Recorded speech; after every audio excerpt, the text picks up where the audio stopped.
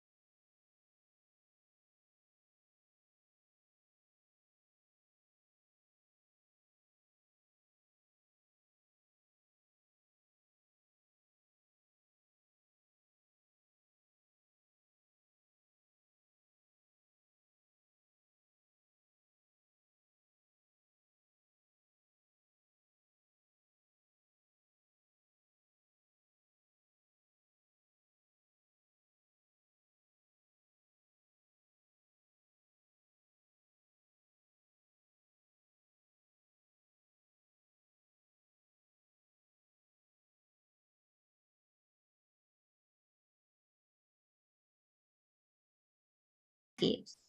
It is a location where science, research, and innovation come together to give students an enriching academic experience. New students find the diversified and vibrant student life quite fascinating. Students have access to willing mentors who can shape them into it is a location where future science, professionals. research, and innovation.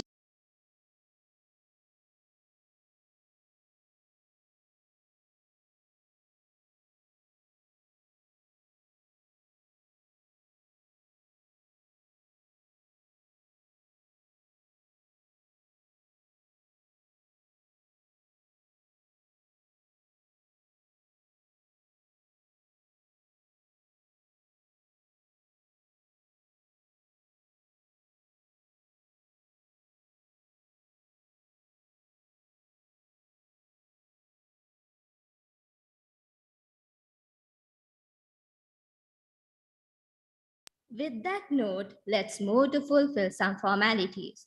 To ceremonially commence the event, we cordially invite the following dignitaries to light the oil lamp. The Vice Chancellor of University of Sri Javadanapura, Senior Professor Sudanta Liyanage. Registrar of University of Sri Javadanapura, Mr. A.B. Valivita. The Dean of Faculty of Applied Sciences, Professor Upul Subasinghe. Dean, Faculty of Dental Sciences, Senior Professor Surangi Yasavardhana. Former Dean of Faculty of Applied Sciences, Professor Lalin Karunanayaka. Head of the Department of Zoology, Senior Professor Nishanka De Silva. The Bursar of University of Sri Javadanapura, Mrs. K.P.C. Priyangani. Acting Librarian, Dr. Manoja Samaradivakara. The Coordinator of the Orientation Program, Senior Lecturer of Department of Forestry and Environmental Science, Dr. Tilak Chandra Tilaka. Assistant Registrar, Faculty of Applied Sciences of University of Sri Javadanapura, Mrs. Yashoba Abesinghe.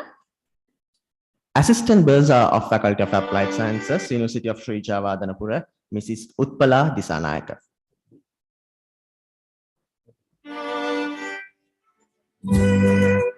The Dean of Faculty of Urban Agriculture, Professor Pradeep Javera.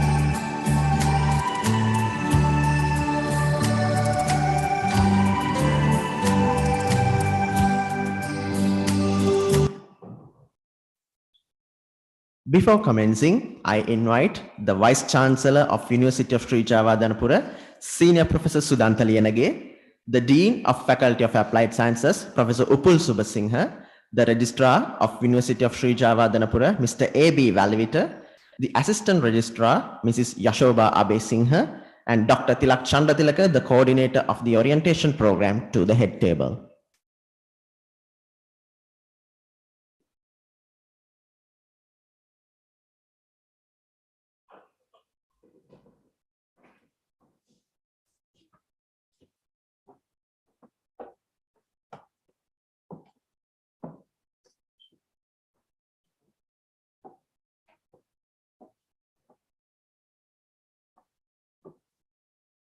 Please rise for the university anthem.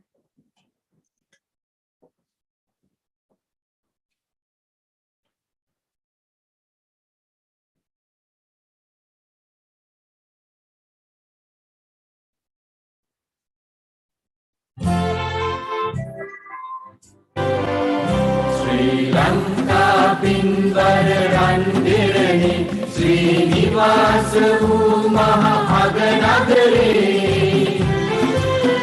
Sri Jayavardhana Pura Sarasari Sri Namaya Randavam Romudune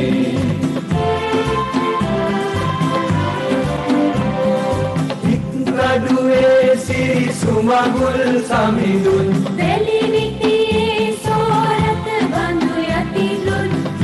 Kala Vidyodaya Vidubimalun Eliyen Divi Magasarasau Sri Lanka Pinbar Randirani Srinivasa Maha Aganagare Sri Jayavardhana Pura Sarasari Sri Namaya Randavam Lomudune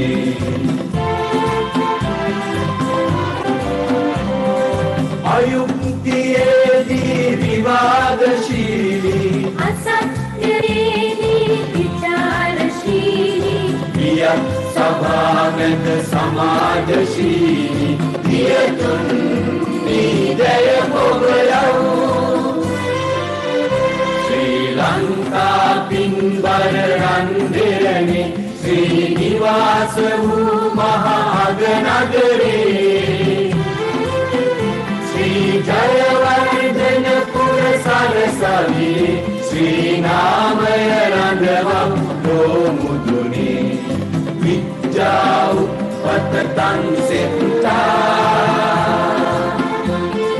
Vidya Uppatatan Setta Vidya Uppatatan Setta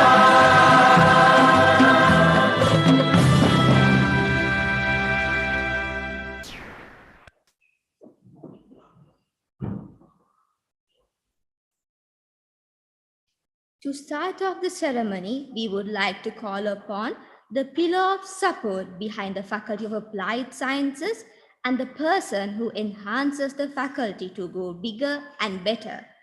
We cordially invite Dean, Faculty of Applied Sciences, Professor Upul Subasinghe, to welcome the gathering.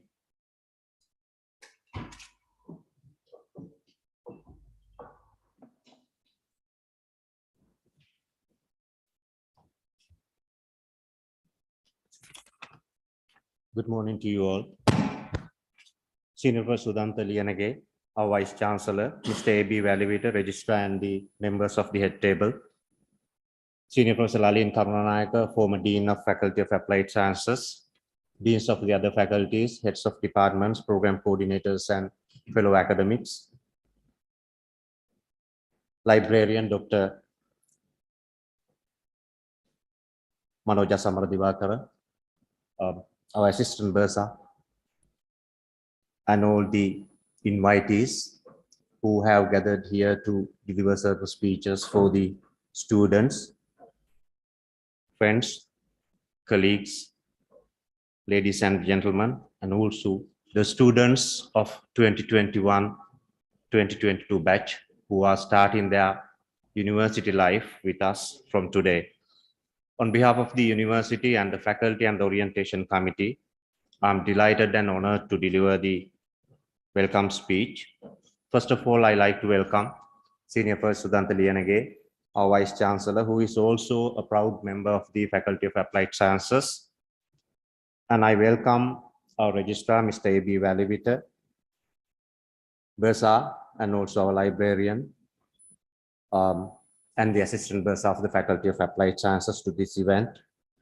I also welcome all the deans of the other faculties, heads of departments, program coordinators, senior professors, and fellow academics to the inauguration program of the orientation program. I also welcome warmly the invitees who gathered here, and also the orientation committee members, non-academic staff. Finally, I warmly welcome the most important group here, the students who start their university life, who enroll with us from today, and their parents to this event.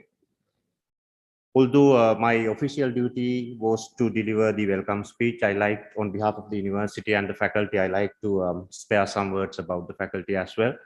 The new students, you are entering to the third oldest and also one of the largest science faculties in the country. We have 11 departments, about 5 degree programs, and also about 18 different subject combinations, so that you have a diverse academic life in the years to come. And also our staff, we have over 160 staff members, academic staff members, 12 senior professors, 38 professors, and also over 85 senior lecturers who have been trained under renowned, well-experienced intellectuals all over the world. And also the students have so much of opportunities other than the academic life. We have several societies, conferences, and many other events organized by different groups, so that you can happily engage with those activities to sharpen your future within next 3 years. Therefore, you must be proud to join with us, and also we are very proud to help you to learn within the next 3-4 year period. Although we start our academic activities online, sooner the time permits, we'll bring you in physically to the university. Enjoy your stay with us. Thank you very much.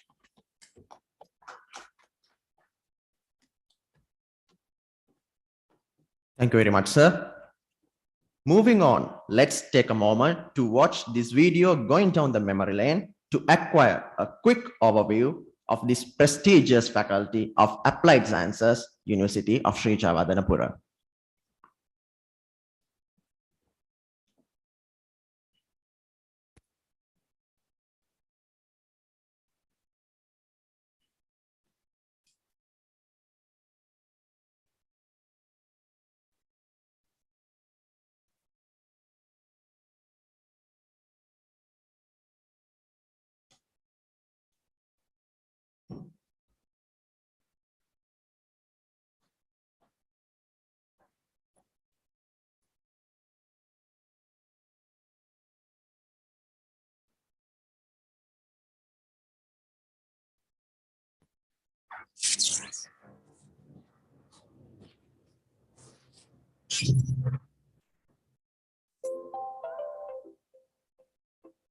Established in 1961, the Faculty of Applied Sciences, University of Sri Javadanapura, is the largest and the third oldest science faculty in the country.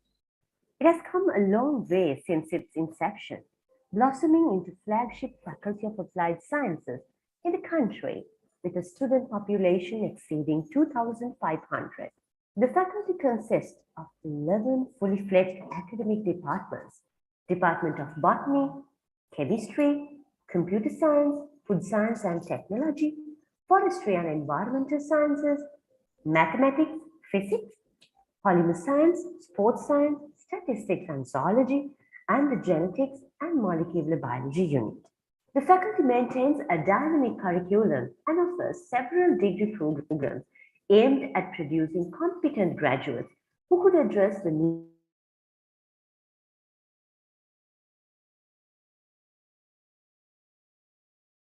The 4-year honors degree programs are specially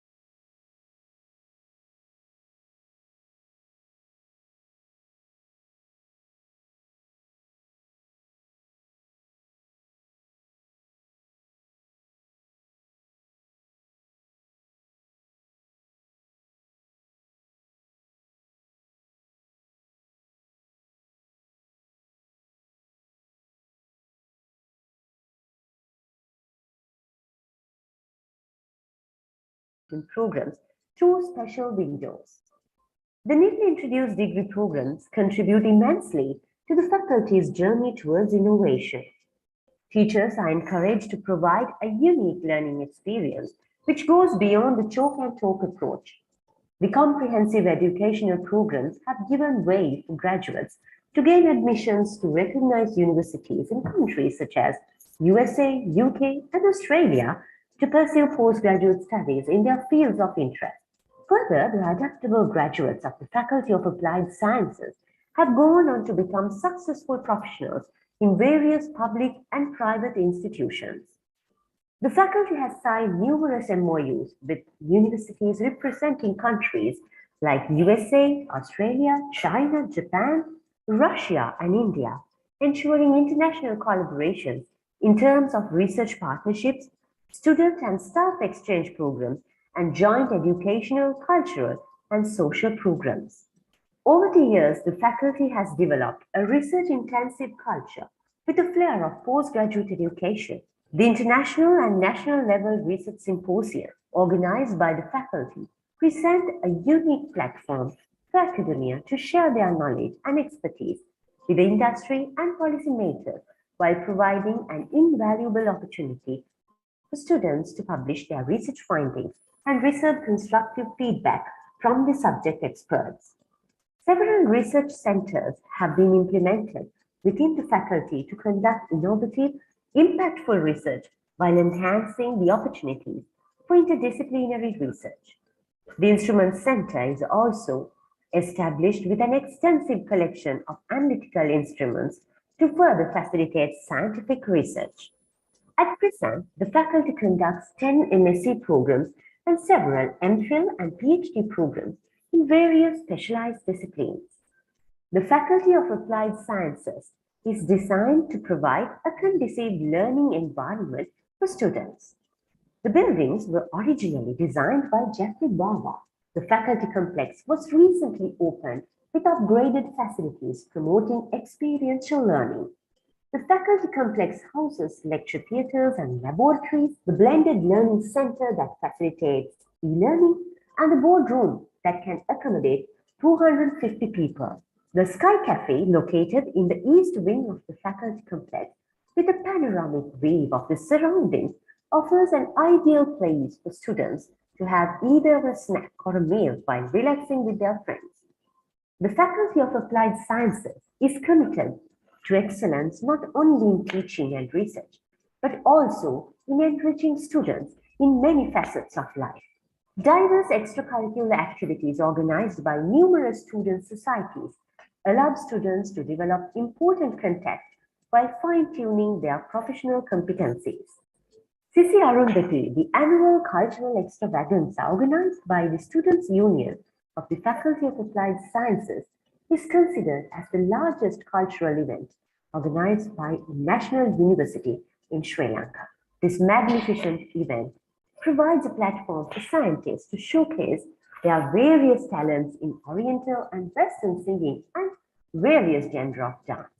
Sahudra Yatra is also a remarkable CSR project organized annually by Vidudaya Vidya Sahodaratva to donate a library to a rural school. This program aims to raise funds and unite the faculty towards realizing a worthy cause while enhancing students' sense of social responsibility. Sports is another arena in which our students continue to shine. Sportsmen and sportswomen of the Faculty of Applied Sciences become victorious at the Inter-University Games and represent Sri Lanka at the International University Games every year. Our students, with their excellent employability skills, secure numerous awards at the Jaipur Employability Skills Awards organized annually by the Career Guidance Unit of the university. The Faculty of Applied Sciences operates as a student-friendly faculty with an excellent student support system. The mentoring program that is initiated during the orientation will assign students to mentoring groups headed by academic staff members, allowing students to communicate easily with the academic staff members and peers. The Faculty of Applied Sciences has gone from strength to strength since its inception In the early 1960s, the faculty is committed to producing nationally and globally competent, adaptable graduates who could overcome today's national and global challenges while contributing to national development.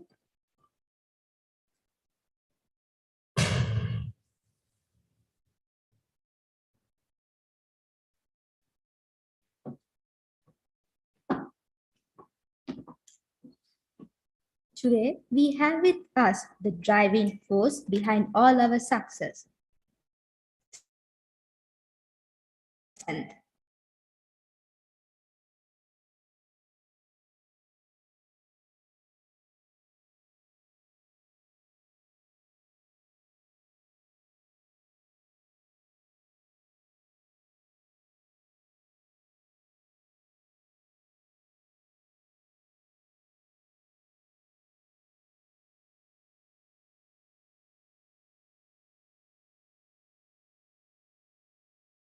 Very good morning, all of you.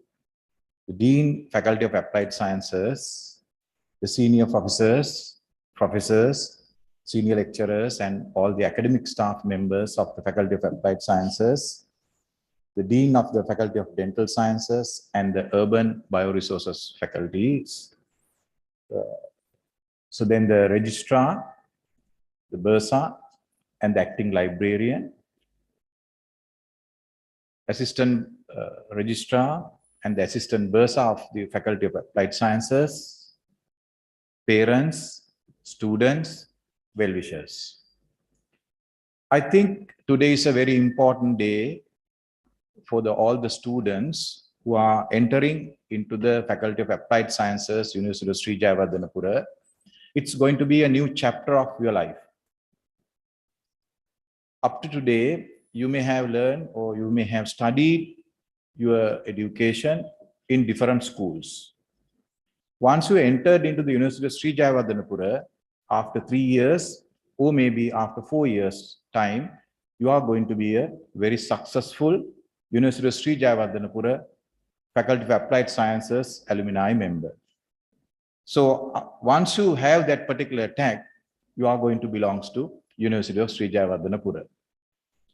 As you know, this is the largest science faculty in Sri Lanka. Now, basically, we are touching almost 900 students per year for this particular faculty. So we have the largest number of departments in any science faculty in Sri Lanka. That number has gone up to 11. So there are 11 departments with Professor Subasinghe already mentioned, 160 plus academic staff. Though we have 192 academic positions, at the moment we have 163 academic staff members. Out of that 163, I think more than 130 PhDs in this particular faculty.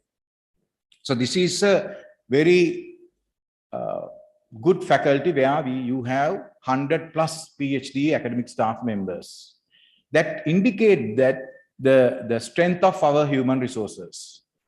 That's why the most of the students who have done either biological sciences or the physical sciences, if you fail, enter into the engineering faculties or the medical faculties, the next choice going to be this particular faculty. So therefore, as the Vice Chancellor and the former Dean of the Faculty of, one of the former Deans of the Faculty of Applied Sciences, I am very proud to accept you all into our faculty. So, if you think about the present status, actually speaking, medical science failed because a small virus has basically locked down the entire world. The most of our management theories fail these days. Even the country like us, not only Sri Lanka, the many countries now they are experiencing fuel shortage because we don't know how to manage that particular crisis. So very soon, the agriculture problem, especially in Sri Lanka, that means there are going to be a kind of a food shortage in this country. So therefore, I think due to some reason, the agriculturists, food scientists, everybody failed. So now there's a problem. So there should be an answer for that. There should be an answer for that. So therefore, I think we have to come up with new theories. We have to come up with something new. That's why that is the major difference between the normal condition and new normal condition. If you think about the normal condition, we had basically everything. Under new normal condition, we don't have that kind of a luxurious life, even in Sri Lanka. So therefore, I think, to my understanding, scientists are the most important people nowadays. So therefore, you are the future of this country. So therefore, you have to learn science. That is fine. But always I am telling, just learning science is not enough.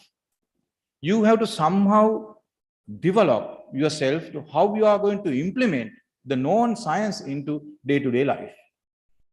So now all of a sudden, mathematicians and the statisticians are going to be very important for this country. Even yesterday, I think all of a sudden, government introduced new fuel formula. Formula means mathematics. We are dealing with statistics. So those things also very important. And just imagine the life without IT knowledge. So very recently, I think we have, even in our science faculty, it's about 5 years ago, we have opened a new window. The students who have done ICT at the schools, now we are taking about, actually we started with 50, that has gone up to 60, 70, now 80. So demand for the ICT subjects are extremely high. Demand for the statistics, computer science, and also the mathematics are going really high. So therefore, it's our duty to give you a better education at the university. Of course, so as I mentioned earlier, we have a very good human resources, extremely good, and they are very experienced also in our science faculty. So definitely you will get a better and quality education in our Faculty of Applied Sciences. So normally we call this as a Faculty of Applied Sciences, but it's basically considered as one of the greatest science faculties in Sri Lanka. Why our faculty is different to other science faculties? We teach a lot of applied science subjects. If you just go to most of the other universities, like very conventional type science faculties, they are not offering the applied science subjects what we are offering at University of Sri Jayawardhanapura. So I can give so many examples too. If I am correct, I think we are offering about 24 or maybe if I am correct, 25 subjects for your BSc degree. You have to pick only 3 subjects out of that particular, the 20 plus subject baskets. So that luxury is only available at the University of Sri Jayawardhanapura. That is a diversity we have introduced to science education in Sri Lanka. That's why the student demand for the Faculty of Applied Sciences are very much greater than previous years. So, and also our other resources, physical resources, we are trying very hard to give you the best resources available in Sri Lanka. So at the moment, most of the new departments we have established recently, about 10 years ago, they all house in a new building. And we have to complete the new building within another 1 year, maybe 2 years. So then you are going to have more and more physical resources available in your this particular faculty. So therefore, as a Vice Chancellor and one of the former deans, I am very happy. There is an additional strength in our faculty. දෙමව්පියන්ට මම විශේෂයෙන්ම කියන්න කැමති ලංකාවේ තියෙන පීඨ මගේ විශ්වවිද්‍යාලය දැන්ට පීඨ 11ක් තියෙනවා. ඒ 11 අතරින් බොහෝ විට පීඨ කීපයක නවකවදේ කියන සංකල්පය ක්‍රියාත්මක වෙන්නේ නැහැ. ඒ සංකල්පය ඇත්තටම ආරම්භක ප්‍රමුඛතම පීඨය වෙන්නේ අපේ ජයවර්ධනපුර විශ්වවිද්‍යාලයේ විද්‍යාපීඨය. ඉතින් ඒ නිසා ඔබේ දරුවා ඉතාම සුරක්ෂිතයි මේ පීඨය තුල. ඒක මම විශේෂයෙන්ම කියන්නට ඕනේ. ඒත් එක්ක මම මේ දෙමාපියන්ගෙන් ඉල්ලීමක් කරන්නත් කැමතියි උපකුලපතිවරයා විදිහට ඔබේ දරුවා විශ්වවිද්‍යාලයේ ගත කරන ජීවිතය දිහා ටිකක් බලනවා නම් වඩාත් අපි කැමතියි. මොකද හුඟක් වෙලාවකට දෙමාපියෝ විශ්වවිද්‍යාලයට එන දරුවන් එක්ක ඇති කරන තියෙන හිතවත්කම හුඟක් වෙලාවට අඩුයි. බොහෝ විට වුන් අපේ නේවාසිකාගාර වලට බාර දෙනවා. නැත්තම් මේ ළඟ තියෙන බෝඩිමකට නැත්තම් ඒ තියෙන නේවාසික ස්ථාන වලට බාර දුන්නාන් පස්සේ දෙමාපියෝ දරුවෝ ගැන බලනවා අඩුයි. ඉස්සර අපි ඉගෙන ගත්ත කාලේ වගේ ගත්තාම එක දවසකට රුපියල් 200ක් අපිට හොඳටම ප්‍රමාණවත් අපේ ජීවිතය ගෙනිය ගන්න. ඒ නිසා පොකට් මනි කියලා අපිට හුඟක් වෙලාවට අවශ්‍ය වුණෙත් නැහැ. හුඟක් වෙලාවට මහ පොළ ලැබිලා තිබ්බනම් අපිට මේ මහ පොළේ අපිට අපේ ජීවිතය ගෙනිය ගන්න තිබ්බා. හැබැයි අද මම හිතන්නේ විශ්වවිද්‍යාලයේ තුල වුණත් දිනකට දරුවෙක් වෙනුවෙන් අපිට මං හිතන අවම වශයෙන් රුපියල් 400ක් 500ක්වත් වැය කරන්න සිද්ධ වෙනවා අවම වශයෙන්. ඒ නිසා ඉස්සර කාලේ වගේ ඉතාමත්ම පහසු ජීවිතයක් දැන් විශ්වවිද්‍යාල තුල වුණත් සිදු කරන්න අපහසුයි. අපි එහෙම සිදු කරන්නේ අපි දවල් කාලේ එක කොයිතරම් දුරට ආහාර ගැන රුචිද කියලා මට තේරෙන්නේ නැහැ. රුපියල් 80කට 100කට වගේ අඩු මුදලකට ආහාර වේලක් සපයලා තමයි මම මේ කියන මුදල එන්නේ. ඒ නිසා වෙන්දට වඩා ඔබේ දරුවාට මූල්‍යමය යම්කිසි ආධාරයක් මම හිතන්නේ දෙමව්පියන්ගෙන් අපිට අවශ්‍ය වෙනවා. ඉස්සර වගේම අපිට සියලු දේම විශ්වවිද්‍යාලයෙන් සපයා දීමේ අපිට අපහසුතාවයක් දැනට උද්ගත වෙලා තියෙනවා. ඒ නිසා අපි දැනටත් රජයට කරුණු දක්වමින් ඉන්නවා මේ හැකියාවක් තියෙනවා නම් මේ මහපොළ රුපියල් 7500ක් හැකියාවක් තියෙන 10000ක් වගේ ප්‍රමාණයට වැඩි කරන්න පුළුවන් නම් හොඳයි කියලා. නමුත් රටේ තියෙන ආර්ථික තත්ත්වයන් අනුව මම ඊතරම් විශ්වාස කරන්නේ එවැනි විශාල විදිහට අපිට මහපොළ ශිෂ්‍යාධාර වැඩි කරගන්න පුළුවන් වෙයි කියලා. ඒත් එක්කම අපි හුඟක් වෙලාවට දැන් අපි අලුතෙන් කාලසටහන් හදලා තියෙනවා දරුවන්ට යම්කිසි දින කීපයක් දෙක තුනක් වගේ කාලයක් ඇතුළතදී ඔවුන්ගේ අධ්‍යයන කටයුතු සිදු කිරීම සඳහා. ඒ මගිනුත් අපිට යම්කිසි උදව්වක් දෙන්න පුළුවන් වෙයි මේ ආර්ථික ප්‍රශ්නයට මේ දිනවල තියෙන. නමුත් අපි විශ්වාස කරනවා රටක් විදියට මේකට හුඟක් කාලයක් යන එකක් නෑ. So I am a scientist. I never believe the things are going to be zero. මම කවදාකවත් විශ්වාස කරන්නේ මේක බිඳුවට වැටේ කියලා. ඒක හින්දා ස්ටිල් අපි රසායන විද්‍යාවෙන් කියනවා නම් equilibrium එකේදී සමතුලිතතාවයේදී there are two ways of reactions. දැන් මේක ඉදිරියට යනකොට යම්කිසි වෙලාවකදී ආපස්සට හැරෙන්නම ඕනේ. ඒක කවුරුන් විසින් ආපස්සට හරවනවාද කියන එක අපි දන්නේ නැහැ. හැබැයි අනිවාර්යෙන් මේක හැරෙන්නම ඕනේ. එතකන් අපිට තියෙන්නේ අපිට හැකි පමණින්ම බේසික් එක ගහගෙන අඩුම පිරිවැයක් යටතේ මේ විශ්වවිද්‍යාල පවත්වාගෙන යන්න. විශ්වවිද්‍යාල වල අපි ඒක නිසා හුඟක් වෙලාවට ඔන්ලයින් এডুকেෂන් එක තියෙනවා. මමත් ඒක තරමක් දුරට විශ්වාස කරනවා ඔන්ලයින් এডুকেෂන් එක නිසා අපගේ කාලය යම් අපිට කළමනාකරණය කරගන්න පුළුවන් වුණා කියලා. but එහෙම පුළුවන් වුණාට එක තැනක් there is a missing link when we are doing or when we are continuing with the online education. That is the thing what we call as a networking. Networking means you have to have some kind of a connections with your own batchmates, the seniors and the juniors. That is a very, very important thing. The University of Sri Jayawardenepura is one of the university have a very strong alumni organization or the societies. To have a strong alumni, you have to have networking with all the batches. So that is the missing link. So when you try to network with others, so you can understand a lot of your weaknesses. You can understand a lot of your strengths. So life is basically based on your strength and the weaknesses. The strengths already you know. The most important thing is you have to identify your own weaknesses. If you know your weaknesses, you are going to be a fantastic leader in this country or whatever is the place. So therefore, dear students, always try to understand your weaknesses. So then you can become a leader one day. Strength always with us. Strength always with us. Some people are good in sports, that is fine. Some are good with some other aesthetic studies like dancing, singing, music, that is fine. Please continue all your soft skills while you are at the university. So we have so many programs. Our students are fantastic on that thing. So they are organizing, though we have missed during last 2 years, there is a thing called the Sisya Arundhati, the musical program. And some set of students, so they are donating a library to the rural schools. Some are donating computer labs to rural schools. Those kind of networking, those kind of social things are doing by our own students. So your university life is not just getting the knowledge. You have to get all knowledge about everything, especially the society, especially the people. The most difficult things to understand is the people.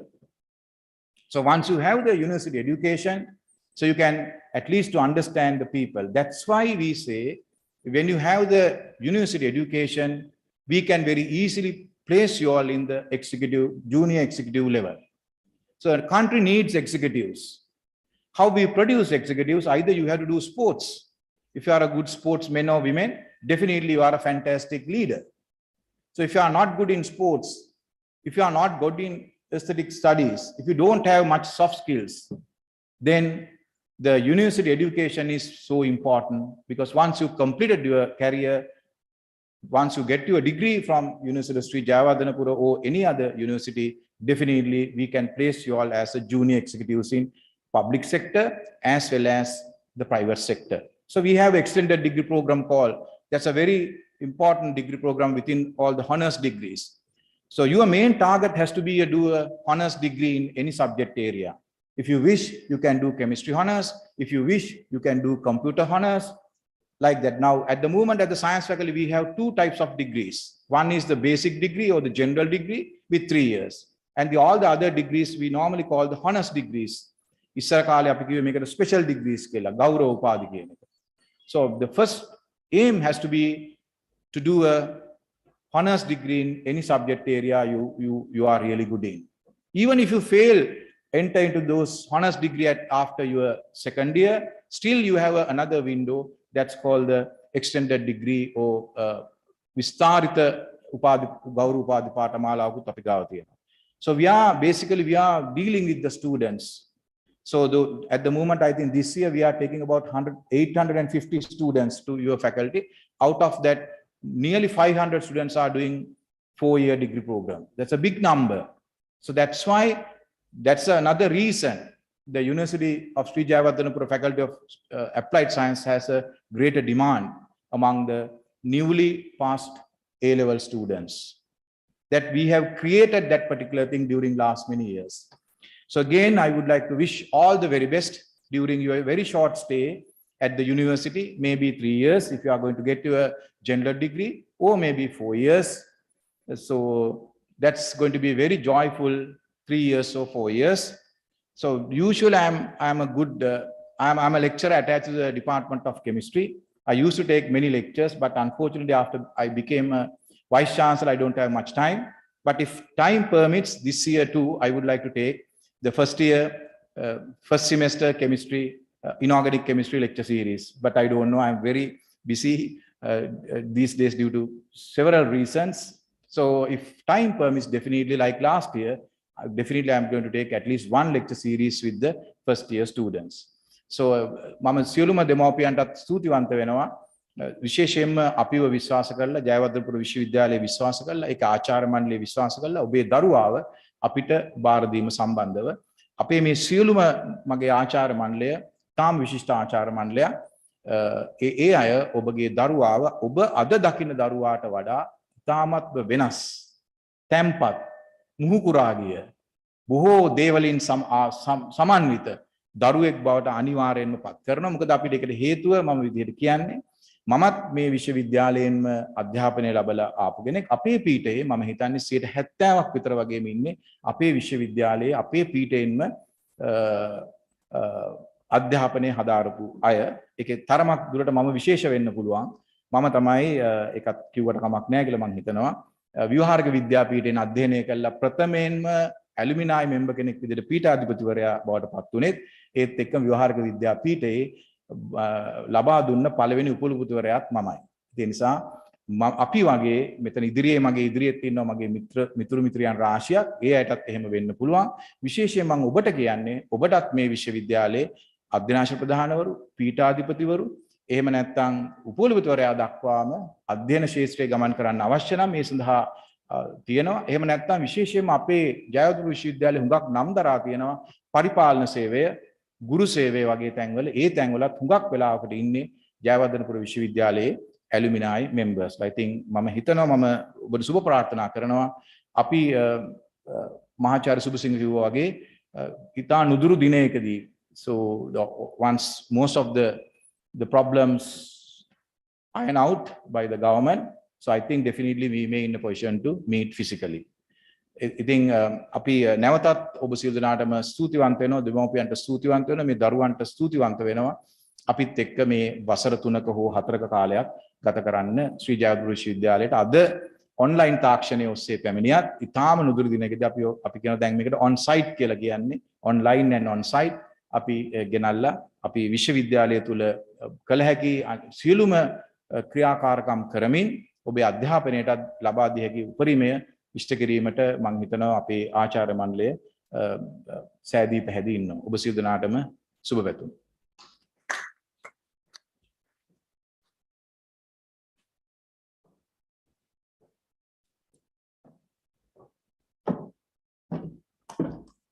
Thank you, sir. And now we would like to call upon Mr. A.B. Valivita, the Registrar of University of Sri Javadanapura, to address the gathering.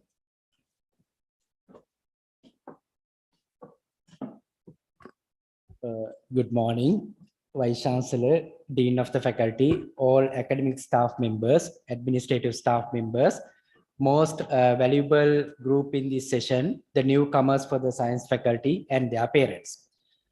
First of all, on behalf of the University Administration, I warmly welcome all of you to the University of Sri Javadanapura. When you registered as a student, we consider you as a member of University of Sri Javadanapura.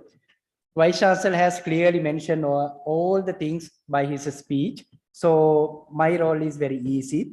What I want to do is as registrar to facilitate you to achieve all the things he mentioned in his speech.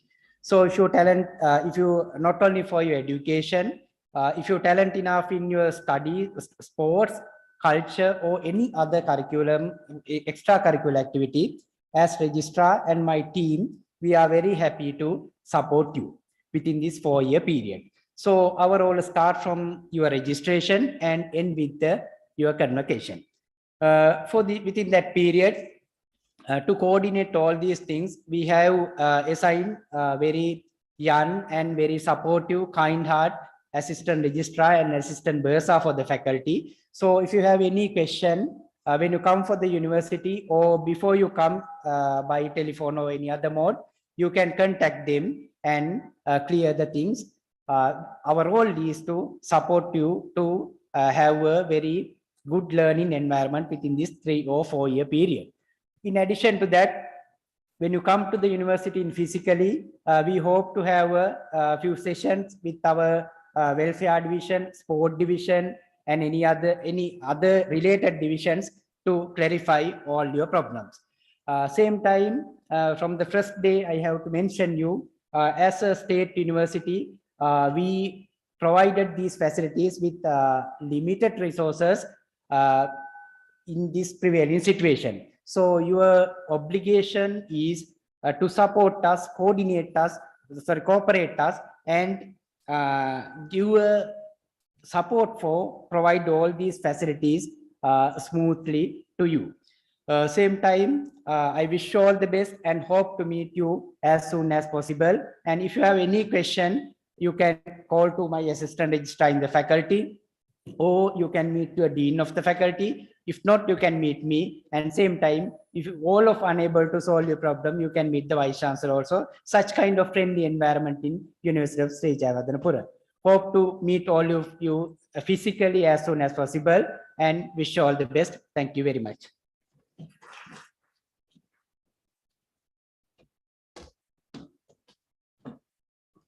Thank you very much, sir.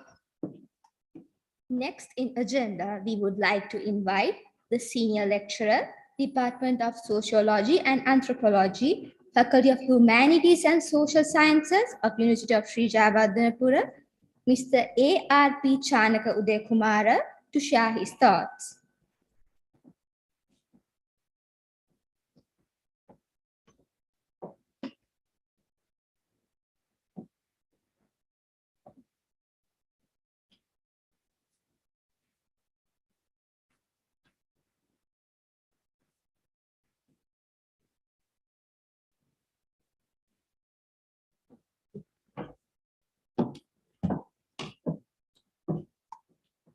Next, we have the wonderful speech on how a graduate should contribute to the society by the senior professor, Nelum Deshapriya. Before I invite her to the stage, let me give you a brief introduction on senior professor Nelum Deshapriya. She obtained her bachelor's honors degree in botany from the University of Kelaniya with a second-class upper division. Then she moved on to follow her master's degree in the same university, and next she obtained her doctorate from the University of Bath in the United Kingdom on plant pathology and tissue culture. Senior Professor Nelum Deshapriya has more than 30 years of experience in nurturing the young scientists in the field of botany. Now, I invite Senior Professor Nelum Deshapriya to share her valuable knowledge with us.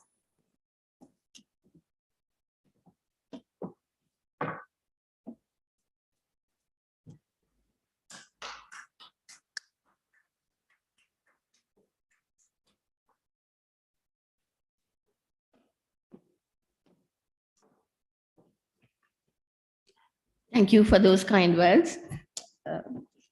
Sabawe silu denagenma avasarai. Itin ada mata me tama. So this is a very pleasant task that has been entrusted to me. That is to address you, the freshers, the first years today. So first of all, I would like to bid you a good morning and welcome to the Faculty of Applied Sciences of University of Sri Jayawardenepura. So this morning is indeed a very good morning for all of us at the Faculty of Applied Sciences, because this is a very important date in our academic calendar. So amongst all other activities, the entry of freshers, as we call you, or the newcomers, or the first years. So that is something that we look forward to, and that makes us very, very happy. So it rejuvenates us, as it were, to see the fresh faces of the newcomers to the faculty. So although we are doing this online right now, don't worry about the orientation program, because the very able orientation committee has made it so that everything is covered. You won't miss out on anything in the orientation program. Right. So what I have to say is now when you enter the State University of Sri Lanka, you know that you are one of the privileged few. So around 300,000 people sit for the A-level exams, and only around 30 can enter the state university system. ඉතින් ඔබ තාම දුර්ලභ 10%ක ප්‍රමාණයට ඇතුළත් වන කණ්ඩායමක්. ඉතින් ඒ ඔබේ දක්ෂතාවයත් ඔබේ වාසනා ගුණයත් දෙකේම එකතුවක් කියලා මම හිතනවා. ඉතින් ඒ ගැන ඔබ ආඩම්බර වෙන්න පුළුවන්. නිහතමානී ආඩම්බරයක් මම හිතන්නේ ඇති කරගන්න පුළුවන්. ඉතින් කවුරු මොනවා කිව්වත් මම දන්නවා එක එක අදහස් තියෙනවා මේ රටේ. ඉතින් කවුරු මොනවා කිව්වත් රාජ්‍ය විශ්වවිද්‍යාල පද්ධතියෙන් පිටවන උපාධිධාරියෙක් හෝ උපාධිධාරිනියක් අපිට කිසිම බයක් සැකක් නැතුව කියන්න පුළුවන් අංග සම්පූර්ණ සමාජයට මුහුණ දෙන්න ඕනෑම තත්වයකින් සමාජයට මුහුණ දීමේ හැකියාව ඇති ධෛර්යමත් අංග සම්පූර්ණ උපාධිධාරිනියන් සහ උපාධිධාරීන් තමයි මේ රාජ්‍ය විශ්වවිද්‍යාල පද්ධතියෙන් පිට වෙන්නේ. ඉතින් ඒ සඳහා හැබැයි ඔබගේ යම්කිසි දායකත්වයක් අවශ්‍යයි. මේ දේ කරන්න නම්, මේ දේ සිදු වෙන්න නම් ඔබගේ කැපවීම සහ දායකත්වයක් අවශ්‍යයි. ඉතින් අපි දන්නවා මේ ඊටාම ආර්ථික වශයෙන් දියුණුයි කියලා සැලකන රටවල් වල, ඒ කියන්නේ අපි ගත්තොත් ඇමරිකා එක්සත් ජනපදය, යුනයිටඩ් කින්ග්ඩම් එංගලන්තය එක්සත් ජනපදය වැනි ආර්ථික වශයෙන් දියුණු ස්ථාවර රටවල් වල වුවත් ත්‍ෘතික අධ්‍යාපනය සඳහා මුදලක් අය කරනවා.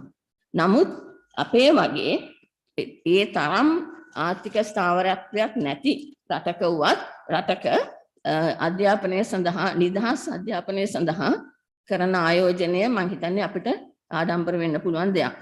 ඉතින් ඒ විදිහේ ඒ වගේම අපි ඒ ගැන කෘතවේදී විය යුතුයි. ඉතින් මේ විශ්වවිද්‍යාලයට ඇතුල් වන ඔබ කැපවීම සහ උනන්දුවෙන් මෙම අත්දැකීමෙන් උපරිම ඵල නෙලා ගත යුතු එක හේතුවක් මේ අපේ රටේ සෑම කෙනෙක්ම අධ්‍යාපනය වෙනුවෙන් කරන මේ ආයෝජනය එක හේතුවක්. ඉතින් මේ විශ්වවිද්‍යාල ජීවිතයේ උපරිම ඵල නෙලා ගත හැකි ආකාරය learning at the university. ලෙස නාමනීකරණ වැඩසටහනේ එහෙම නැත්නම් orientation program එකේ එක්තරා අංගයක් තියෙනවා. එතනදී බොහෝ කරුණු ඔබට පැහැදිලි කරයි. නමුත් මම මෙතනදී කෙටියෙන් කරුණු කීපයක් පමණක් සඳහන් කරන්න කැමතියි. එකක් තමයි මේ විශ්වවිද්‍යාලවල කටයුතු කරන ආකාරය පාසලට වඩා සැහැණ වෙනස්. ඒක උගුණට ඉතා ඉක්මනින් පැහැදිලි වෙයි. එතකොට පාසල්වල ගුරු මහත්මීන් ඔබට ආමන්ත්‍රණ කරන්නේ දුව පුතා කියලා. එතකොට උගන්වනකොටත් ඉගැන්වීමේදීත් බොහෝ විෂය කරුණු එම මහත්මීන්ම ඔබලාට සපයනවා. ළඟින් ඉඳන් කියා දෙනවා. හරි වැරදි පෙන්නනවා. වැරද්දක් කළොත් බනිනවා. එතකොට ඒ විදිහට තමයි මේ තමයි teacher centered learning and teaching. ඒ කියන්නේ ගුරුවරයා කේන්ද්‍රගත කරපු ක්‍රමයක්. නමුත් විශ්වවිද්‍යාලයේ එහෙම වෙන්නේ නැහැ. විශ්වවිද්‍යාලයේ අපි උගන්වනවට වඩා කරන්නේ ඉගෙන ගන්න මඟ පෙන්වීමක් පමණයි. ඒක හොඳට මතක තියාගන්න ඕනේ. දැන් මේ පාසල නෙමෙයි මේ මෙතෙන්ට ආවට පස්සේ ඔයගොල්ලෝ ලෑස්ති වෙන්න ඕනේ තමන් වැඩ කරලා දැනුම ලබා ගන්න. එතකොට මේ සඳහා එතකොට අපි මෙහිදී උගන්ට දුව පුතා කියන්නේ මම නම් කියන්නේ කියන ඇති දුව පුතා කියන්නේ නැහැ. ඇත්තට මම නම් ඔබ අමතන්න කැමති විද්‍යාර්ථීන් කියන නමෙන්. ඒ මං හිතන්නේ ඔබගේ ඔබට කරන දෙන නිසි ගෞරවය ලබා දීමක්. දුව පුතා කියනකට වඩා දරු දැරියන් කියනකට වඩා විද්‍යාර්ථීන් කියන ගෞරවනීය වචනේ පාවිච්චි කරන්නයි මම නම් කැමති. එතකොට මේ ගෞරවය ආරක්ෂා කරන එක විශ්වවිද්‍යාලය තුල විශ්වවිද්‍යාලයෙන් පිට වූ පසු ඒ ගෞරවය ආරක්ෂා කර ගැනීම ඔබගේ යුතුයකම. ඉතින් ඔබ දැන් වැඩි හිටියන් හැටියට තමයි අපි විශ්වවිද්‍යාලයේදී සලකන්නේ. තවදුරටත් දරු දැරියන් දුවලා පුතාලා නෙමෙයි. ඉතින් විශ්වවිද්‍යාල මම ඉස්සෙල්ලා කිව්වා වගේම විශ්වවිද්‍යාලයේ ආචාර්ය මණ්ඩලය ඉගැන්වීමට වඩා කරන්නේ ඉගෙනීමට මඟ පෙන්වීම. එතකොට විෂය කරුණු වගේම මේ ඉගෙනීම කියන එක විෂය කරුණු විතරක් නෙමෙයි විෂය කරුණු වගේම නොයෙකුත් කුසලතා වර්ධනය කර ගැනීමත් කළ යුතුයි.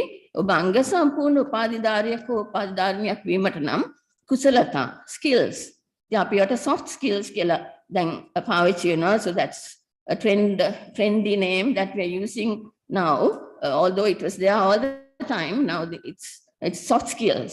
So what are these soft skills that you should develop along with your studies? I think it was mentioned even earlier by the Vice Chancellor as well as the Dean of the Faculty. You have to develop your soft skills as well. So if I mention a few skills like leadership skills, communication skills. So communication means not just verbal communication, even written communication. So these are things that you have to develop in both Sinhala and English. The English විතරකුත් නෙමෙයි සිංහල විතරකුත් නෙමෙයි මේ දේවල් පුළුවන් නම් තවත් භාෂා ඉගෙන ගන්නවා නම් හොඳයි. අඩුම තරමේ සිංහල සහ ඉංග්‍රීසි communication කියන දේ scientific and otherwise මේක ඔබ දියුණු කරගත යුතුම දෙයක්. ඒකට ඊට අමතරව තව කණ්ඩායමක් ලෙස වැඩ කිරීමේ හැකියාව, working as a group, so that develops a massive set of skills. So all these are incorporated into the teaching learning process in the university, and you are supposed to participate actively. There are නිකන් අපි කියන නිසාවත් මේ විශ්වවිද්‍යාලයට ආව නිසාවත් උන්වහේ ආපු නිසා කරනවා කියන mentality එක නැතුව උනන්දුවෙන් සහ කැපවීමෙන් මේ ඉගෙනීමේ කටයුතු වලට සහ මේ ක්‍රියාකාරකම් වලට සහභාගී වෙන්න කියලා මම ඉල්ලා සිටිනවා. මොකද ඒ විදිහෙන් තමයි අපිට පුළුවන් වෙන්නේ ඔබට පුළුවන් වෙන්නේ අංග සම්පූර්ණ උපාධිධාරියෙක් හෝ උපාධිධාරිනියක් ලෙස සමාජයට පිට වෙන්න, මේ විශ්වවිද්‍යාලයෙන් පිට වෙන්න. ඊට අමතරව තියෙනවා මේ විශ්වවිද්‍යාලයේ මේ ගැනත් කියවුණා හුඟක් විෂය පරිමාහිර ක්‍රියාකාරකම්, extra curricular activities. So you must participate in these as well, because it will make you happy. In addition to developing your skills, it's a way of spending life in the university happily with, seeing people, talking to people, doing various happy things. So participate in those extracurricular activities as well. එතකොට මේ සෑම කමකින්ම උපරිම ඵල නෙලා ගැනීම කළ යුත්තේ ඔබයි. අනිවා ආචාර්ය මණ්ඩලෙස අපි කරන්නේ අර මම ඉස්සෙල්ලා කිව්වා වගේ ඔබට මඟ පෙන්වීම පමණයි. නමුත් ඒන් අදහස් වෙන්නේ අපි ඔබව සම්පූර්ණයෙන් අතාරලා දානවා කියලා. ඔබට උදව් අවශ්‍ය නම් ඒ උදව් ලබා දීමට ආචාර්ය මණ්ඩලේ ඊටාම සතුටින් කැප වෙලා ඉන්නවා. ඒකත් හොඳට මතක තියාගන්න. වැඩිහිටියෝ කියලා අපි වැඩිහිටියෝනේ කියන අතාරලා දාන්න උදව් අවශ්‍ය වුණොත් අපි උදව් කරනවා. සහ උදව් කිරීම සඳහා වෙනම systems තියෙනවා. mentoring programs, counseling, academic counseling, personal counseling, career counseling. So all those things are there. All you have to do is participate and make the maximum use out of these facilities. ඉතින් මේ සියල්ලෙන්ම අප බලාපොරොත්තු වන්නේ දැනුමෙන් සහ හැකියාවන්ගෙන් පරිපූර්ණ ස්වාධීන චින්තනයක් සහිත අංග සම්පූර්ණ උපාධිධාරියෙකු ධාරිණියෙකු සමාජයට පිට කරන්නයි. ඉතින් දැන් අපි දන්නවා, ඔයගොල්ලෝ දන්නවා කවදාටත් වඩා ඔබගේ සේවය සහ දායකත්වය රටට අවශ්‍ය කාලයක්. මේ දුෂ්කර අවස්ථාව පහු කරගෙන ජයගෙන නැවත මෙවන් තත්ත්වයක් අප රටට ඇති නොවීමට වග බලා ගැනීම තරුණ තරුණියන් ලෙස ඔබගේ යුතුකමක් සහ වගකීමක් ලෙස සලකන්න. එය ඔබ ලබා ගන්න නිදහස් අධ්‍යාපනය වෙනුවෙන් කෘතගුණ සැලකීමක්ද වනවා ඇති. ඉතින් අපි පුරුදු වෙන්න ඕනේ, නැත්නම් අපි පුරුදු විය යුත්තේ හැම දෙයකටම හැම වැරද්දටම වෙන කෙනෙකුට ඇඟිල්ල දික් කිරීම නෙමෙයි. ඒ තමන්ගේ කාර්යභාරය උපරිමෙන් සිදු කළා ඒ තත්වය සමනයකටපත් කිරීම. ඉතින් මේ සඳහා ඔබට විශ්වවිද්‍යාලයේ ලබන පන්නරය මම හිතනවා ඉතා ප්‍රයෝජනවත් වෙයි කියලා. ඒ ඔබ අධිෂ්ඨානශීලී, ස්වාධීන නමුත් අන්මතයටත් ගරු කරන, නිර්භීත නමුත් හික්මුණු, අවංක, නිහතමානී පුද්ගලයෙකු ලෙස සමාජයේ කටයුතු සඳහා දායක වීමට සිතාගත යුතුයි. You have to have determination, courage, commitment, empathy, honesty, and integrity. So these are not just words. These are the attributes that you should develop. And if you do, you will make us proud. You will make your parents proud. You will make the country proud. And you will be able to contribute to the massive or the highest amount to society. So what are these contributions that are expected from you? Contributions to society. කොහොමද මේ දේ ඔයගොල්ලන්ට කරන්න පුළුවන්? ඉතින් කරන්න පුළුවන් නොයෙකුත් ක්‍රම තියෙනවා. මම මේ ක්‍රම කීපයක් විතරයි දැන් මේ සඳහන් කරන්නේ මට මතක් වෙච්ච දේවල්. එකක් තමයි යම් විද්‍යාත්මක නිර්මාණ හෝ සංකල්ප මුළු ලෝකයටම ඉදිරිපත් කිරීම. මේක ලෝකීය දියුණුව සඳහා සහ උන්නතිය සඳහා කරන නිර්මාණ හෝ සංකල්ප විය හැකියි. So this is a global contribution. So මීට අමතරව මෙම නව නිර්මාණ සහ සංකල්ප අප රටේ කෘෂිකාර්මික හෝ ආර්ථික දියුණුව සඳහා ඉදිරිපත් කිරීමත් සමාජයට කරන විශාල මෙහෙවරක්, විශාල දායකත්වයක්.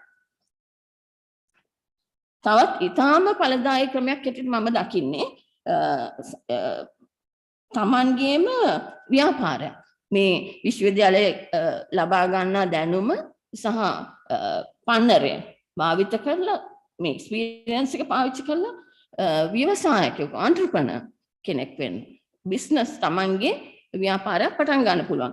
ඒතර මේකෙන් ඔයගොල්ලෝ දන්නවා රටට විශාල ආර්ථික නැග්මක්, වර්ධනයක් සහ රැකියා අවස්ථා විශාල වශයෙන් ඇති කරන්න පුළුවන් එක් ක්‍රමයක්. ඉතින් ඒකෙන් ලොකු සේවයක් මේ රටට ඇති වෙයි. ඒ වගේම දැන් සමහර කෙනෙක් කැමති වෙන්න පුළුවන් රැකියාවක් කරන්න. ඒක ගුරු වෘත්තිය වෙන්න පුළුවන්, විශ්වවිද්‍යාලයේ උගන්වන්න වෙන්න පුළුවන්, නැත්නම් වෙන පරිපාලන සේවය මොකක් හෝ යම්කිසි රැකියාව.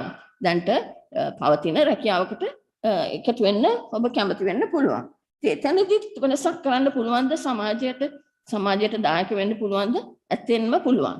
ඒ කරන්න පුළුවන් වෙන්නේ තමන් රැකියා කරන ස්ථානය වැඩි දියුණු කරන්න පුළුවන්. ඒ වගේම ඒන් ලබා දෙන සේවය උපරිම වශයෙන් මේ සමාජයට ලැබෙන අන්දමට ඔබට වෙනස් කරන්න පුළුවන්. ඉතින් ඒ දේ උපාධිධාරියෙකු සහ උපාධිධාරිනියෙකු කළ යුත්තක්. මෙහිදී කැපවීම සහ අවංකකම ඉතාම වැදගත් වෙනවා. මම හිතනවා ඔයගොල්ලෝ අහලා ඇති කියමනක් තියෙනවා quality is to do your best when no one is looking. يعني කවුරුත් බලන් හිටියත් නැතත් තමන්ගේ උපරිමය කරනවා කියන අදිෂ්ඨානය. ඒක කවුරු බලන් හිටියත් නැතත් අපි කවුරුත් දකින්න නැති වෙයි. හැබැයි මම ඔයගොල්ලන්ට පොඩි රහසක් කියන්න මේක රහසක් කාටවත් කියන්නත් එපා. ඒක දකින්න නැහැ කියලා එහෙම දකින්නවා. දකින්න නැත්තේ නෑ. ඉතින් එහෙම දැකලා එවෙන් මම මේක පුද්ගලිකව ලැබපු අත්දැකීමක්. අපි දැන් දකින්න නැහැ කියලා හිතෙන්නේ. අපි කරන හොඳ නරක දෙකම හැමෝම දකිනවා. ඒ අනුව තමයි අපිට ලැබෙන දේවල් ලැබෙන්නේ. So it's not just doing the best when no one is looking. It has its ups also. So keep that in mind. මේක මම කාටවත් කියලා නැති රහසක් තමයි මේ අද ඔයගොල්ලන්ට කිව්වේ. මම හිතනවා අනිත් තහන් ඉන්න ඇති මගේ රහස. මේ ඒක කමක් නැහැ ඉතින්. එතකොට මීට අමතරව සමාජයේ තව බලාපොරොත්තු වෙන දේවල් තියෙනවා. එකක් තමයි ඔබ මඟ පෙන්වන්නෙක් වීම. You must be a trailblazer. Trailblazer කියන එක මම දන්නේ ඔයගොල්ලෝ අහලා තියෙනවද කියලා. Trailblazer කියන්නේ මඟ පෙන්වන්නෙක්. මේක මේ වචනේ ඇවිල්ලා තියෙන්නේ අර ඉස්සර කැලෑ එලි නොකරපු කාලේ හැම රටකම wild terrain කියලා තියෙනවානේ කැලෑවල්. ඒතර මේවා යනකොට යන්න පාරවල් නැහැ. ඉතින් එක්කෙනෙක් යනවා ඉස්සරහින් මේ පිහියක් හරි මොකක් හරි අරගෙන ගස්වල පොතු කප. ඒ යන මාර්ගය දිගේ තමයි ඉතුරු අය යන්නේ. So that is trailblazing. අපිත් අර ඉස්සර කොලාතු එල්ලනවා කියලා එකක් මම හිතන්නේ ඔයගොල්ලෝ අහලා ඇති. කැලේ යනකොට පාර පෙන්වන්න. So මඟ පෙන්වන්නේ කියන එක තමයි තව ඔයගොල්ලන්ගෙන් අපි බලාපොරොත්තු වෙන දේ. ඉතින් මේක මේ ගස්වල පොතු කපලම කරන්න ඕනේ නැහැ. So what you all can do is you can do it in a number of ways. ඔයගොල්ලන්ට පුළුවන් දැන් අපේ කෘෂිකාර්මික රට මේ කෘෂිකාර්මික ක්‍රමවේදයන් අලුත් කරන්න පුළුවන්, වෙනස් කරන්න පුළුවන්, වැඩි දියුණු කරන්න පුළුවන්. ඉතින් ඒ වගේම අනිකුත් කර්මාන්තවලත් දැනට භාවිත වන ක්‍රමවේදයන් වෙනස් කරලා වෙනස් ක්‍රමවලට මඟ පෙන්වීමක් උපාධිධාරීන් හෝ ධාරිනියන් ලෙස ඔබට කරන්න පුළුවන්. So that will be a massive contribution to society. ඒකට තව එක දෙයක් මට කියන්න තියෙනවා. ඒ තමයි ඔබෙන් බලාපොරොත්තු වෙන තව දෙයක් මම සහ අපි වැඩිහිටි පරම්පරාව you must be a role model. ආදර්ශයක් වෙන්න ඕනේ. හැම කෙනාටම ඔබේ බාල පරම්පරාවට සහ වැඩිහිටියන්ට ඔබ ආදර්ශයක් විය යුතුයි. උගත් පුද්ගලයෙකු ලෙස ආදර්ශයක් වෙන්න ඕනේ. එතකොට ඔබ පෙන්වන්න ඕනේ ගුණගරුක වීමේ, නීතිගරුක වීමේ සහ යුක්තිගරුක වීමේ වැදගත්කම. මේ පණිවිඩය ඔබ උපාධිධාරීන් ලෙස සහ ධාරිනියන් ලෙස සමාජයට ගෙන යාම අත්‍යවශ්‍යයි. ඉතින් මම මේ කෙටි කාලය තුල උපාධිධාරීන් ධාරිනියන් ලෙස සමාජයේ උන්නතිය සඳහා දායක විය හැකි ආකාර කිහිපයක් සඳහන් කළා. නමුත් මට විශ්වාසයි ඔබට මීට වඩා අදහස් ඇති, ඉදිරියටත් අදහස් ඇති වෙයි. ඒ දේවල් ක්‍රියාත්මක කරන්න. එවිට මේ රට හැම ආකාරයෙන්ම ඒ කියන්නේ භෞතිකව සහ ගුණාත්මක බවින් දියුණු වෙයි. එය ඔබ රටට සමාජයට දෙන විශාල දායකත්වයක්.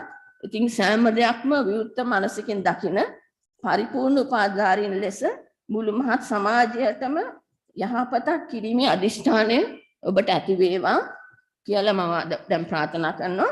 ඒ සඳහා අවශ්‍ය පසුබිම් සකස් කර ගැනීමට විශ්වවිද්‍යාල ජීවිතය ඔබට පිටුවහලක් වෙයි. So make the best out of this wonderful opportunity that you have got. Not many people get this kind of opportunity. So spend your time productively and happily in the university. Enjoy your life and make the best out of all the facilities, physical and the human. Both the resources should be utilized productively, and also you have to be happy. Your life should be happy in the university. And there are lots of ways that this can be done, as I mentioned earlier. So finally, I would like to wish you all the very best for your future. And before I finish, I would like to thank the organizing committee, the orientation committee, for giving me this privilege. So thank you and good luck, everyone.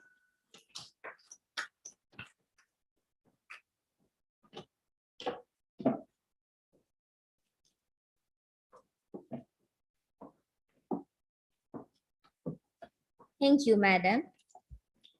Moving on the agenda, we cordially invite Dr. A.D. Sagari De Silva, the Chief Medical Officer of University of Sri Javadanapura, to address the gathering.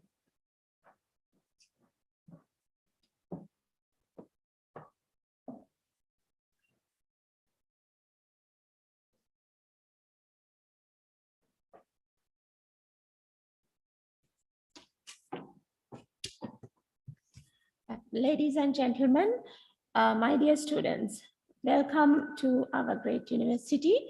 And I am here to tell you a little bit about how to stay healthy during your 3 or 4 years in the university.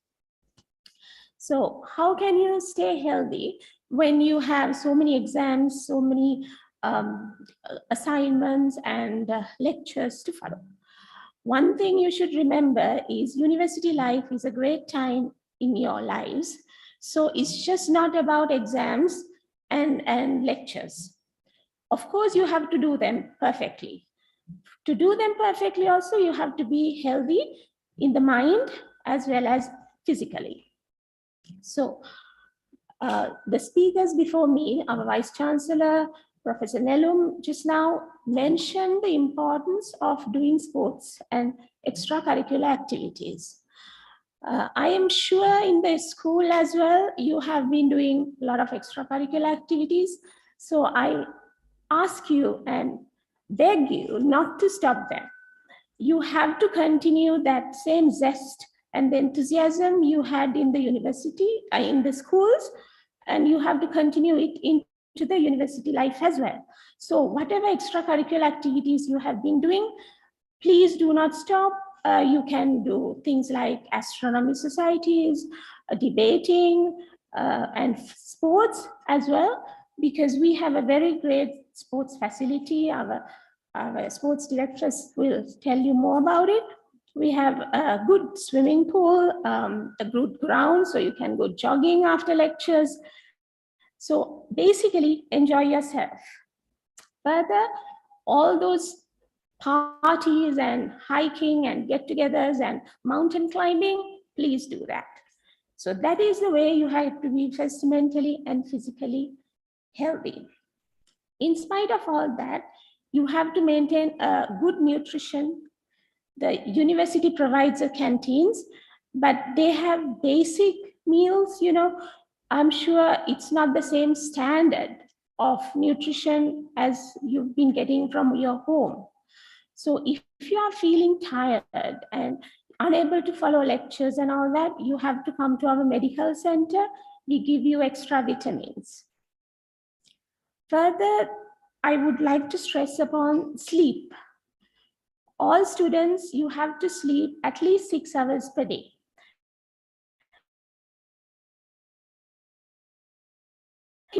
Won't help you in the long run. It might help you in the short term, but not in the long run. Sleep, good night's sleep, and also eat well and drink well. About 6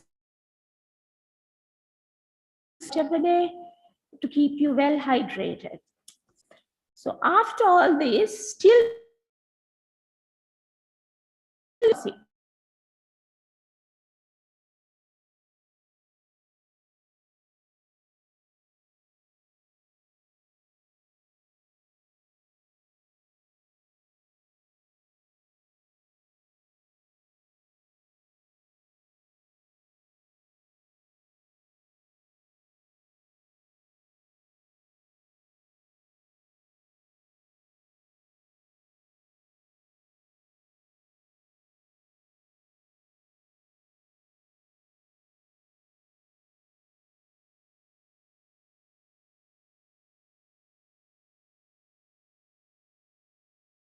the nearest hospital. During weekends, the ambulance service is there. So the subwarden will make all arrangements for you to be taken to the nearest hospital if you are sick. And at the medical center, now the whole system is computerized. So when you come, you have to tell the reception what your either the national ID number or your student registration number. You have to either come with the cards or at least memorize your national ID number. So once you are entered into the system, the doctors will do the examinations and finally arrive at a diagnosis. All these are stored in the hardware. So all your details and everything are now not on files. It's basically in the computers. But don't worry, it's all confidential, and you don't have to worry about information going here and there because it's password protected. Another important thing I want to stress is about medical certificates. Now, students, I think for most lectures, you have to have about 80% attendance, otherwise you can't sit for exams.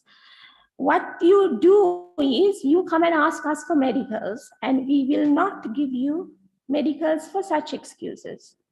We give medicals only if you're really sick and unable to attend an exam.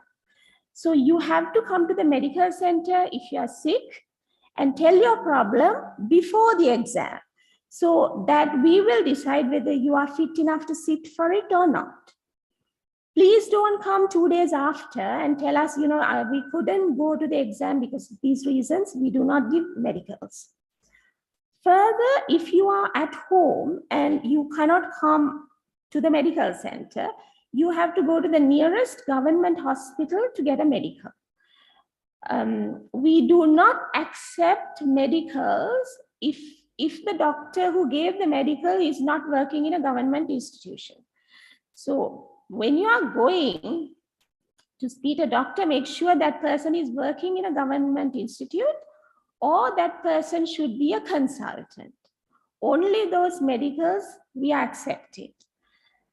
Mama, I නැවත වතාවක් මේක කියනවා ළමයින්ට දැනගන්න ඕගොල්ලෝ medicals ගන්නකොට වෛද්‍යවරුන්ගෙන් ඒ වෛද්‍යවරයා රජයේ ආයතනයක වැඩ කරන වෛද්‍යවරුන්ගේ medicals විතරයි අපි accept කරන්නේ. ඒ නිසා ඕගොල්ලෝ යනකොට විශේෂයෙන් අසනීපයක් වෙලා exam එක cut වෙනවා miss වෙනවා නම් රජයේ ආයතනයක වැඩ කරන වෛද්‍යවරයෙක්ගෙන් medical එකක් ගන්න හෝ ළඟම තියෙන hospital එකකට ගිහින් එතනින් medical එකක් ගන්න නැතිනම් විශේෂඥ වෛද්‍යවරයෙක්ගෙන් medical එකක් ගන්න. ඔය medicals වර්ග තුන විතරයි අපි accept කරන්නේ. ඊට අමතරව අපේ medical center එකේ doctors ලා දෙන medicals උත් ඔයගොල්ලන්ගේ exams miss වුණොත් ඒකට accept වෙනවා. And apart from the doctors in the center, there are counselors. So if you have any mental problem that you can't sort by yourself, it can be a romantic breakdown or it can be a financial problem, it can be some stress due to exams and lectures, please come and meet one of the counselors. The counselors are located in some faculties, but they are all attached to the medical center. So if you want to meet a counselor, you can put an appointment either by phone or you can meet them physically. So please don't suffer alone.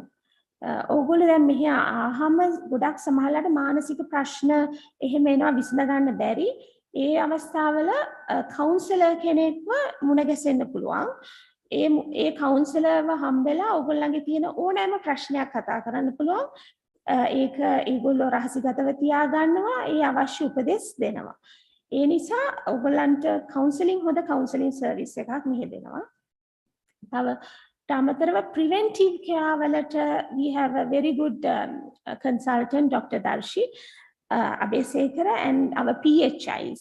they are the ones who are sort of preventing you getting sick, like, spraying for mosquitoes and all that.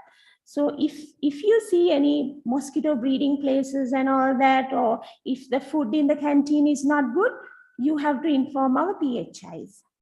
So basically, that's all I wish to tell you. I wish you all the best in your course, and thank you very much.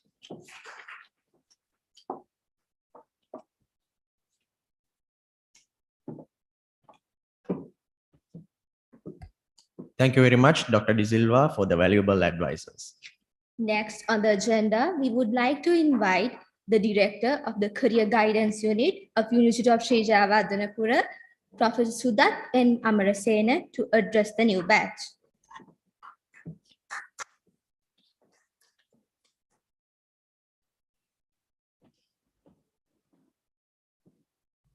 Good morning to all of you. Dean, Faculty of Applied Science, Professor Upul Subasinghe, Registrar University of Sri Jayawardhanapura, all the academic members and deans and head of departments and non-academic staff members, my dear parents and students. I am really happy to address you on Faculty of Applied Science orientation program as a director of the Career Guidance Unit. You know that the main objective of the Career Guidance Unit to enhance the student employability skill and also communication skills. You know that already the Vice Chancellor and the Professor Nelu mentioned the soft skill also really important, especially our industry people. They look in the high talented student, including both academic qualifications and soft skill. Therefore, I would like to invite all of you, please join with us under the Career Guidance Unit. We are going to offer, there are different number of programs to enhance your skills, especially for improve your communication skill.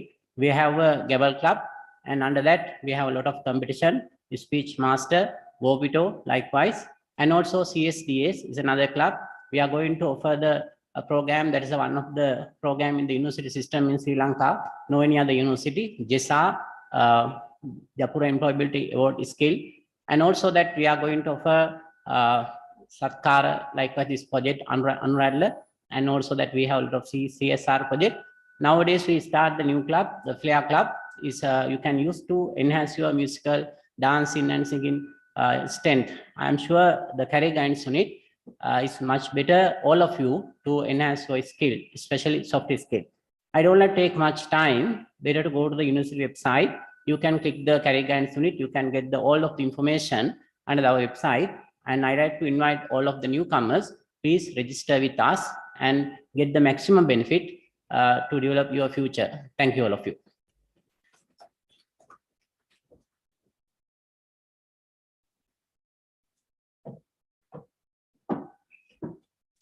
Thank you, sir. And now we would like to call upon to the stage Ms. Nishanti Vidanage, the Director, Physical Education of University of Sri Jayawardhanapura, to address the gathering.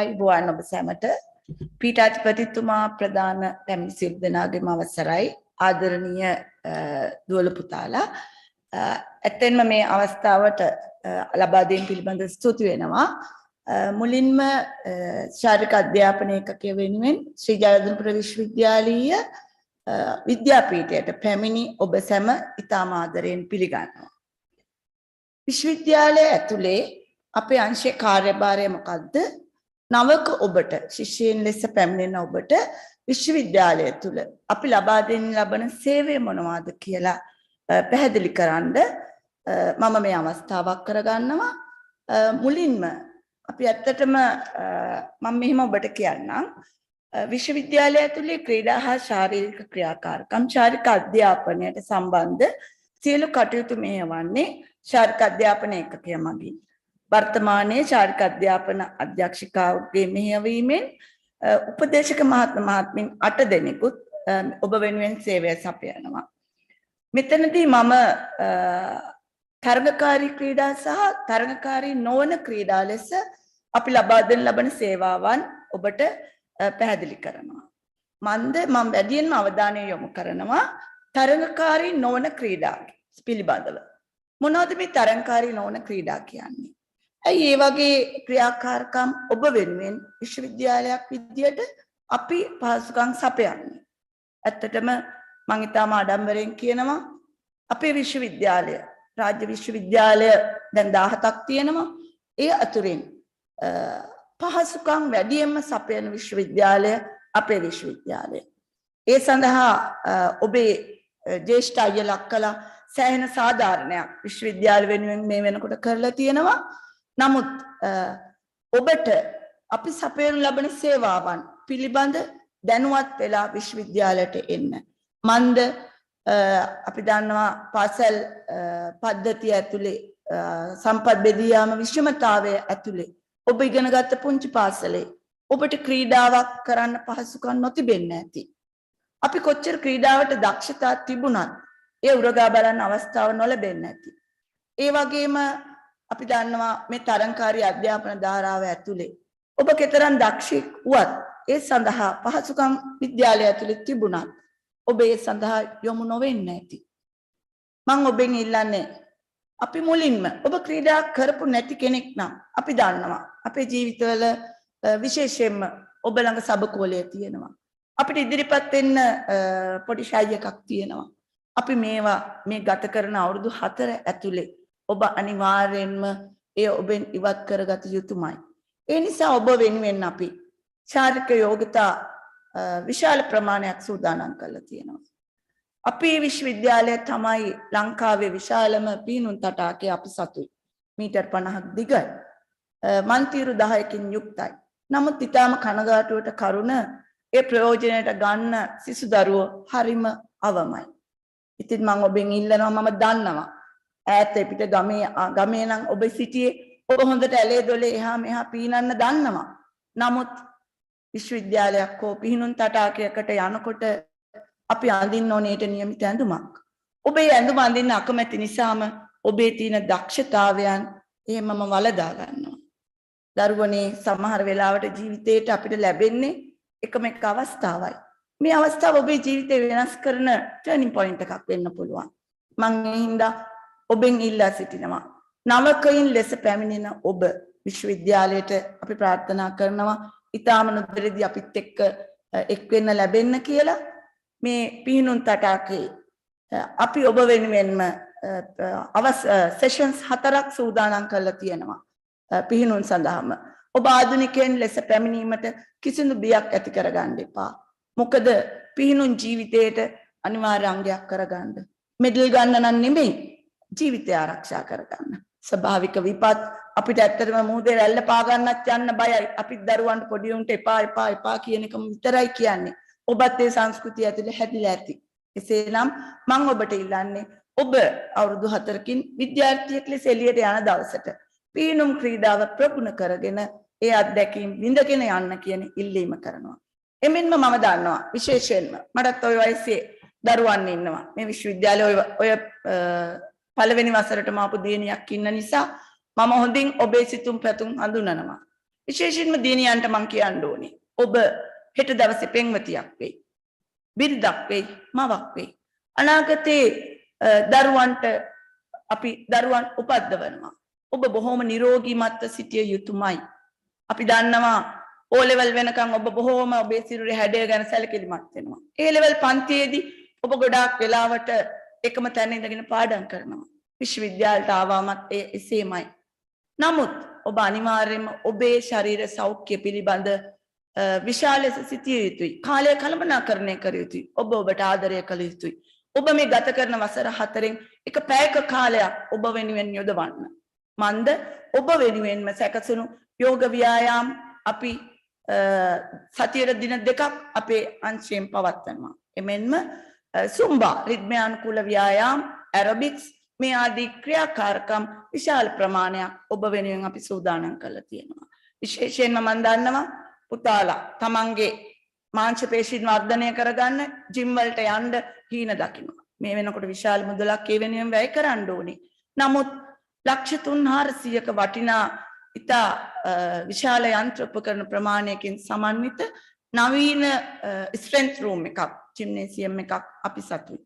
අපි මගේ උපදේශකවරුන් විශේෂයෙන්ම ඔබ පීඨයෙන්ම බිහිවුණු ක්‍රීඩා විද්‍යා උපාධිධාරීන් මගේ උපදේශක මණ්ඩලයේ ඉන්නවා. ඉතින් ඔවුන් ඒ පිළිබඳ ඉතාම දැනුමින් සන්නද්ධයි. මම ඔබට ආරාධනා කරනවා විශ්වවිද්‍යාලයට පැමිණීමෙන් පස්සේ ඔබ ආස කරන පවර් ලිෆ්ටිං, වේට් ලිෆ්ටිං, ඒ වගේම බොඩි බිල්ඩින් ස්ට්‍රෙන්ත් රූම් එක පාවිච්චි කරන්න කියන එක මම ඔබෙන් ඉල්ලීමක් කරනවා. ඇයි මම මේ තරංකාරී නොවන ක්‍රියාකාරකම් පිළිබඳ ඔබව දැනුවත් කරන්නේ? විශ්වවිද්‍යාලයක් විදියට අතිවිශාල මුදලක් ඒ වෙනුවෙන් වියදම් කරනවා. ඒ ඇයි? ඔබ අපිට ඊටාම වටින පුරවැසියන්. හෙට දවසේ විද්‍යාර්ථීන් ලෙස එළියට යන ඔබ මට ඇහුනේ අපි ඔක්කොම අත්විඳ උපකුලපතිතුමාගේ ඉඳන් සියලුම දේශකයන් කිව්වේ අධ්‍යාපනයේ වැදගත්කම නෙවෙයි. ඔවුන් මතු කරේ මේ බාහිර ක්‍රියාකාරකම් ගැන වැදගත්කම. මන්ද අපි එන්නේ හැමෝම මේකට උපාධිය ගන්න. අපි හැමෝම උපාධිධාරීන් වෙනවා. හැබැයි ඔබ අන් අයගෙන් වෙනස් විය යුතුමයි. එයට ඔබේ පෞරුෂය වර්ධනය කරගත යුතුමයි. පෞරුෂය වර්ධනය සඳහා තමන්ගේ ලීඩර්ෂිප් එක දියුණු කර ගැනීම සඳහා ක්‍රීඩාව ඉතාම ඉවහල් වෙන බව මම ඉතාම වගකීමෙන් කියනවා. මම ඔරියන්ටේෂන් ප්‍රෝග්‍රෑම් අනිත් පීඨවලත් යනවා. ඇත්තටම හරිම සන්තෝෂයි. අනිත් පීඨවල මම නම් ඇහෙන්නේ පළමුවත් දෙවනුවත් තෙවනුවත් අධ්‍යාපනය කියන එක. නමුත් මේ පීඨයේ මට හරිම සතුටුයි. ඇහුනේ පීඨාධිපතිතුමනි හැමදෙනාම පැවසුවේ විෂය බාහිර ක්‍රියාකාරකම් සඳහා තමන්ගේ අවධානය යොමු කරන්න. ඒක ගොඩක් හොඳ ප්‍රවණතාවයක්. අපි බලාපොරොත්තු වෙච්ච ප්‍රවණතාවයක්. මොකද මට ඉස්සෙල්ලා කතා කරපු අපේ මහාචාර්යතුමිය පැවසුවා ඔන්ටර්ප්‍රෙනියර්ස් වෙන්න කියලා. අපේ උපාධිධාරීන් හෙට දවසේ රජයේ රස්සාවකට යනවා නම් මං හිතන්නේ විශ්වවිද්‍යාලයක් විදිහට හැමෝම ෆේල්. එතනදී අර අපි ව්‍යවසායකයෝ වෙන්න ඕන කියන තමන්ට ආත්ම විශ්වාසයක් තියෙනවා. විශේෂ දේශන ශාලාවේ ඇතුලේ මං හිතනවා ඔබ දැනුමින් සන්නද්ධ වේවි. හැබැයි අර ආත්ම විශ්වාසය කියන එක ගොඩ නැගෙන්න නම් ඔබ විශේෂ බාහිර ක්‍රියාකාරකම් සමග ක්‍රීඩාව සමග අනිවාර්යයෙන්ම එක් වෙන්න. ඊළඟට මම කතා කරන්නම් අපි මොනවද තරංකාරී ක්‍රීඩා කියන්නේ? ලංකාවේ පැවැත්වෙන සියලුම ක්‍රීඩාවන් අපේ අංශය යටතේ පැවැත්වෙනවා. විශේෂයෙන්ම ජාතික මට්ටමේ පුහුණුකරුවන් 21 දෙනෙක් අපි ඔබ වෙනුවෙන් සේවය වෙනුවෙන් ලබා දෙනවා. රාජ්‍ය විශ්වවිද්‍යාල 17 එකතු වෙලා ශ්‍රී ලංකා විශ්වවිද්‍යාල ක්‍රීඩා සංගමය ස්ලූසා මගින් සංවිධානය කරනවා වාර්ෂිකව ක්‍රීඩාවල. ආඩම්බරෙන් කියනවා 2015 පටන් ගත්ත අන්තර් විශ්වවිද්‍යාලීය ක්‍රීඩා ජයග්‍රහණය 2019 වසරේ වෙනතුරු අපි මේ වනතුරු රාජ්‍ය විශ්වවිද්‍යාල ක්ෂේත්‍රයේ ඉහළින්ම සිටින්නට අපි සමත් වෙලා සිටිනවා. ඒ පිළිබඳව ඇත්තෙන්ම ඔබේ ජ්‍යෙෂ්ඨ අයියලා අක්කලා විශ්වවිද්‍යාල මාතාව ඉහළටම සුවා තබන්න සෑහෙන උත්සාහයක් දැරුවා. ඉතින් හෙට දවසේ නවකීන් ලෙස පැමිණි ඔබට මේ බැටන් එක ඔබට බාරයි. මේ අපි කවදා හරි බොහොම නුදුරේදී අපි ප්‍රායෝගික විශ්වවිද්‍යාල භූමියේදී හම්බ වෙවි. මේ බැටන් එක ඉහළටම අරගෙන යන්න සමදා ජයවර්ධන විශ්වවිද්‍යාල මාතාව ඉහළටම ගෙනියන්න ඔබේ ශක්තියේ කණ්ඩායම් වලට ලබා දෙන්න කියන ඉල්ලීම මම මෙහිදී කරනවා. මම දන්නවා දැනටමත් පාසල් ධාරාව ඇතුලේ ක්‍රීඩාව එක්ක හිටපු දරුවෝ ඔවුන්ගේ ඇඟේම ක්‍රීඩාව තියෙන දරුවෝ අපිට කතා කළා ගොඩක් ක්‍රීඩා වලට මේ වෙනකොට විශ්වවිද්‍යාල භූමියට පැමිණෙනවා. නමුත් මේ පිළිබඳ දැනුවත් බවක් නැති දරුවෝ ගොඩක් ඉන්නවා. ඔබ විශ්වවිද්‍යාලයේ ඇතුලේ මම අර තරංකාරී නොවන ක්‍රීඩා වලට මුලින් යොමු වෙන්න කිව්වේ ඔබේ තියෙන බය සැක සබකෝලය අර අපි ඉස්කෝලේ කාලේ ක්‍රීඩා කරේ නැහැ. ඒ හින්දා අපිට බයයි මේකට යන්න කියන දේ අර තුලින් නැති කරගන්න පුළුවන්. විශ්වවිද්‍යාලයේ තියෙන පීඨ 10ෙම දරුවෝ එකට සම්බන්ධ කරන ප්‍රධානම තැන අපේ අංශය. ඉතින් එය මම හිතන්නේ විශ්වවිද්‍යාල ජීවිතයේ ඔබ විඳින ඊටාම ලස්සන අත්දැකීමක් වේ. විශ්වවිද්‍යාලයේ ක්‍රීඩාව කියන්නේ එක උපසංස්කෘතියක්. ඒක හරිම ලස්සන සොඳුරු සංස්කෘතියක්. මොකද ගිය සෙනසුරාදා අපි අවුට් වෙච්ච විශ්වවිද්‍යාලයේ ආදි විද්‍යාර්ථී රගර් සෙල්ලම් කරපු ක්‍රීඩකයෝ සහ වර්තමාන ක්‍රීඩකයන් සමග කොළඹ විශ්වවිද්‍යාලයේදී තරඟාවලියක් පැවැත්වුවා. මටම පුදුමයි මෙච්චර ප්‍රශ්න තියෙන වෙලාවක 1984 ඉඳන් රගර් ගහපු විශාල ප්‍රමාණයක් සෙනසුරාදා දවසේ කොළඹ විශ්වවිද්‍යාල ක්‍රීඩාංගණයට රැස් වුණා. ඉතින් පෞද්ගලික අංශයේ හොඳ රැකියා වෙළඳපොලේ හොඳ තැන්වල ඉන්න අය අපිට අවස්ථාව හොඳට උදා වුණා අපේ දරුවන්ට ඒ අවස්ථාවන් ළඟා කරලා දෙන්න.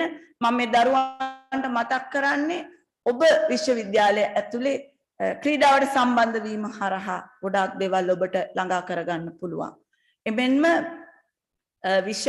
අපි මම දන්නවා අපේ විශ්වවිද්‍යාලේ ඈත ගම්වලින් ආපු දරුවෝ විශ්වවිද්‍යාලයටම ඇවිල්ලා ටෙනිස් ක්‍රීඩාව මුලින් නම් ඉගෙනගෙන අපි ටෙනිස් කිව්වම හිතන්නේ කොළඹ හතේ සුපිරි පාසල්වල ක්‍රීඩාවක් කියලා. නමුත් අපි දන්නවා ඔබේ ජවය කුමක්ද කියලා. ඒ නිසා මේවට සම්බන්ධ වෙන්න ඔවුන් අර ක්‍රීඩකයන් අභිබවා ලෝක විශ්වවිද්‍යාල තරඟවලට සහභාගී වෙන්න අවස්ථාව ලබා ගත්තා. එමෙන්ම අද දින මගේ අංශයක් සේවය කරනවා කරාටි ශූරියක් ජාතික මට්ටමේ අය තිස්ස මහාරාම ප්‍රදේශයේ විශ්වවිද්‍යාලයට ඇවිල්ලා තමයි කරාටි ඉගෙන ගත්තේ. තමන්ගේ බරපන්තියේ ජාතික ශූරිය වුණා. අද දවසේ අපිත් එක්ක සේවය කරනවා. මම මේවා කිව්වේ ඔබව මොටිවේට් කරන්න, අභිප්‍රේරණය කරන්න. එසේනම් ඔබ සියලු දෙනාටම අපේ අංශය සමග සම්බන්ධ වෙලා අපි ලබා දෙන ලබන සේවාවන් හොඳින් භුක්ති විඳින්න කියන ඉල්ලීම කරනවා. එමෙන්ම ඔබට මම මේ ඉල්ලීමක් අනදීමක් වෙන්න පුළුවන්. මේ විශ්වවිද්‍යාලයේ තියෙන ක්‍රීඩාගාරය, ක්‍රීඩා භූමිය, පිහිනුම් තටාකය, මම්බාරයේ තියෙන දේවල්, ඒ වගේ මුළු විශ්වවිද්‍යාල භූමියටම ඔබ කෙළපිඩකින්වත් හානි කරන්න එපා. මේක පින් බිමක්. මම ඒක ඇත්තටම අනකිරීමක්. මගේ බාරයේ තියෙන තැන්වලට නම් හානි කරන්න කිසිසේත්ම එන්න එපා. මොකද ඒක බොහොම අපි ඒකට ගොඩක් ආදරේ අපේ අංශයට. මේ සියලු දේවල් කතා කරන්නේ අත්දැකීම් වලින් ළමයි. ඕගොල්ලෝ තනියෙන් ගත්තොත් හරිම අහිංසක දරුවෝ. හැබැයි කට්ටියක් එකතු වෙලා පැය 8-10 පැන්නට පස්සේ මේ විශ්වවිද්‍යාලයේ භූමිය ඔබ පුදුමාකාර නිදහසක් භුක්ති විඳිනවා. ඒ නිසා ඒ ඉල්ලීමත් කරනවා. අපේ අධිකර්තෘන් වහන්සේ වැලිවිටියේ ශ්‍රී සෝරත සමිඳුන් විශ්වවිද්‍යාල ආදි විද්‍යාර්ථියා වෙන්න ඕනේ කොහොමද කියලා මහාචාර්ය සුනිල් ආරියරත්නයන් අපේ විශ්වවිද්‍යාලයේ ගීතය ඇතුලේ මෙලෙස පබඳුන් කළා තියෙනවා. අසත්‍යයේදී විචාරශීලී, අසත්‍යයේදී විවාදශීලී, අසත්‍යයේදී විචාරශීලී, වියත් සභාමැද සමාජශීලී. එසේනම් මේ පෞරුෂාත්මක ගුණාංගයන් ඔබේ ජීවිතයට එක් කරගන්න ක්‍රීඩාව සහ විෂය බාහිර ක්‍රියාකාරකම් සමග එකතු වෙන්න කියන ආයෝජනය කරමින් මම නිහඬ වෙන්නම්. ස්තුතියි.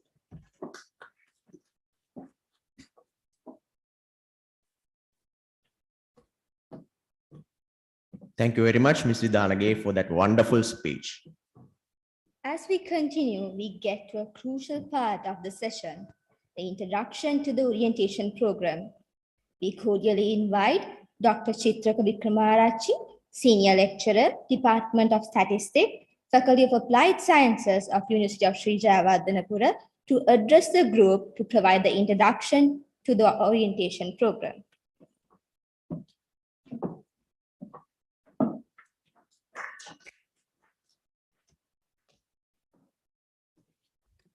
Thank you, Dean, Faculty of Applied Sciences, and Registrar, and the head table of the professors, heads of the departments, my dear lecturers, and more importantly, the students who are joining with us from today.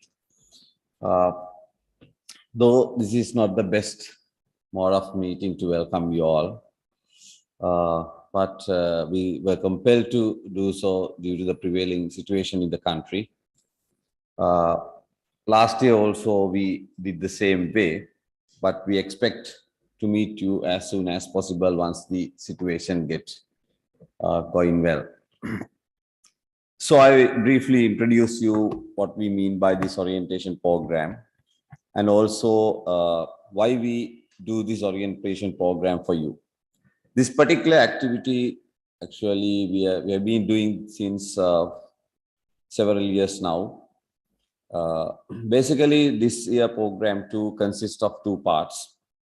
The first part starts right afternoon, today afternoon, and it goes 3 days. The second part starts once the academic work commences. The first part of the orientation program today, first of all, let me explain why we need this orientation program. The main reason is that you all have finished your school education, and as Professor Nelum very correctly mentioned that at the university, it is completely a different story now. So your education and the way that you learn things, the way you see things should be now different what you experience in the school. So you have to be oriented to get this learning, get the maximum benefit from the university. So that's why we guide you through the orientation program, that we aware you, we provide you the necessary information, how to learn at university, the university rules and regulations, the extracurriculum activities that you can do, and as a whole, it's how you stay, how you spend your university life as a efficient and effective student. To that, the very first thing that when you come to the university, that you, of course, you focus on your education. At this university, at this faculty of applied sciences, students are supposed to do 3 subjects, except you are a food science student or sports science and management student. All the other biological or physical science students supposed to do 3 subjects. So the finding the most suited subject combination may be the most challenging problem to you. So that's why in the very today evening, you all are introduced to each and every department, and there you can learn and gain what these departments are offer for you, and which how suits it to you, and maybe have some kind of an idea about your future goals through these subjects.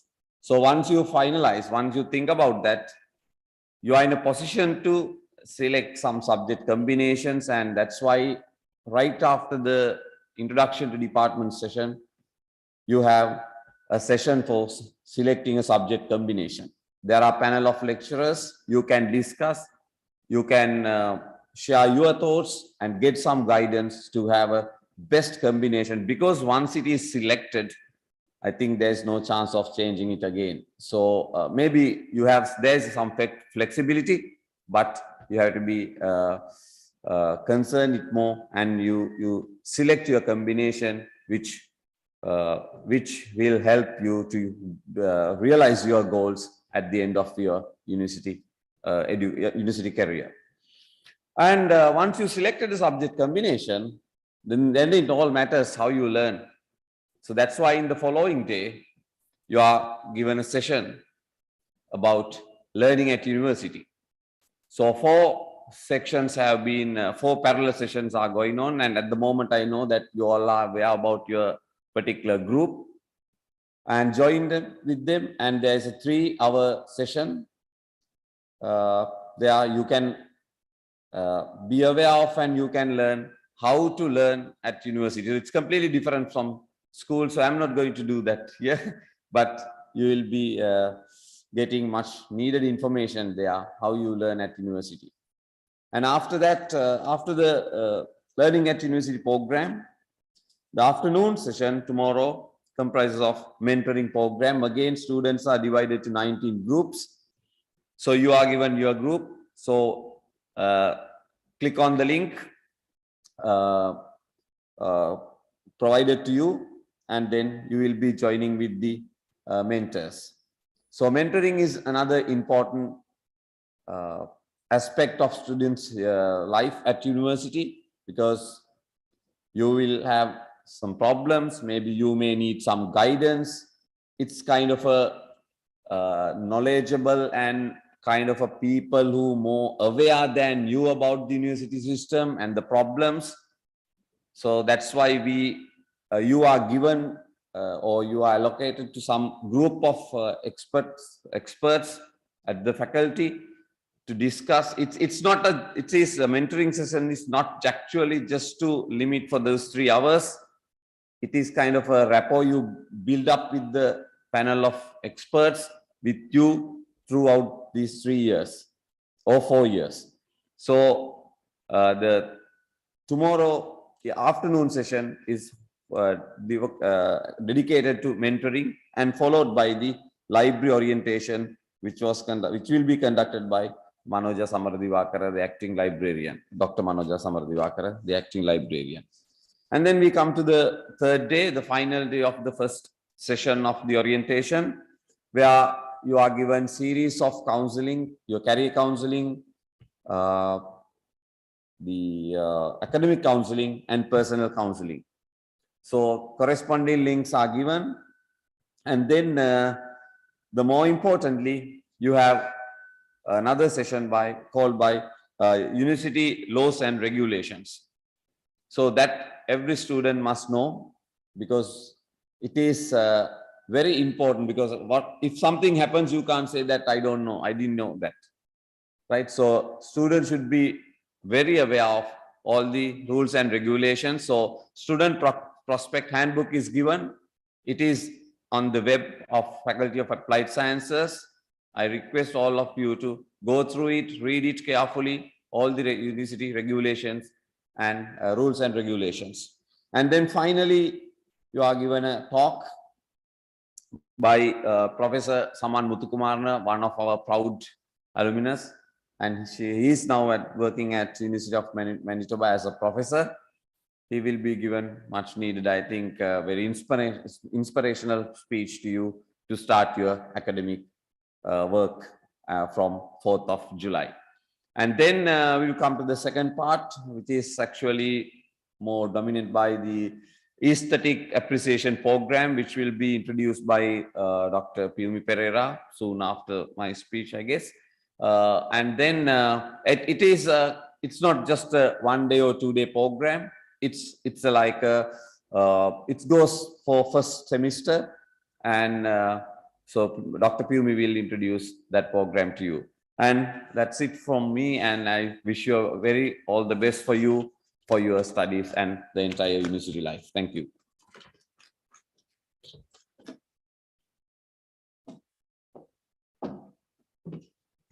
Thank you, sir. Now let us all take a 15 minutes break, and we will continue the session after the break.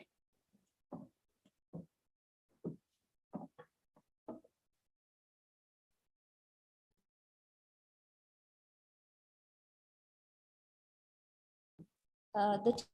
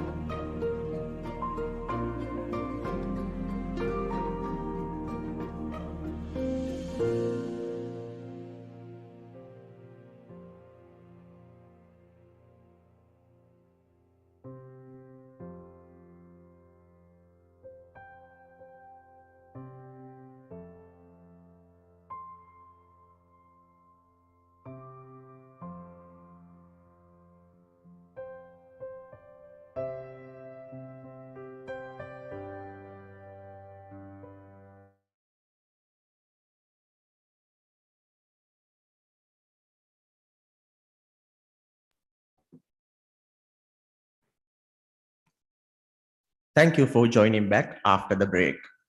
And now we warmly welcome Mr. Sarath Ananda, Head of the Department of English Language Teaching, to give a brief introduction about the English program, which is conducted for the Faculty of Applied Sciences.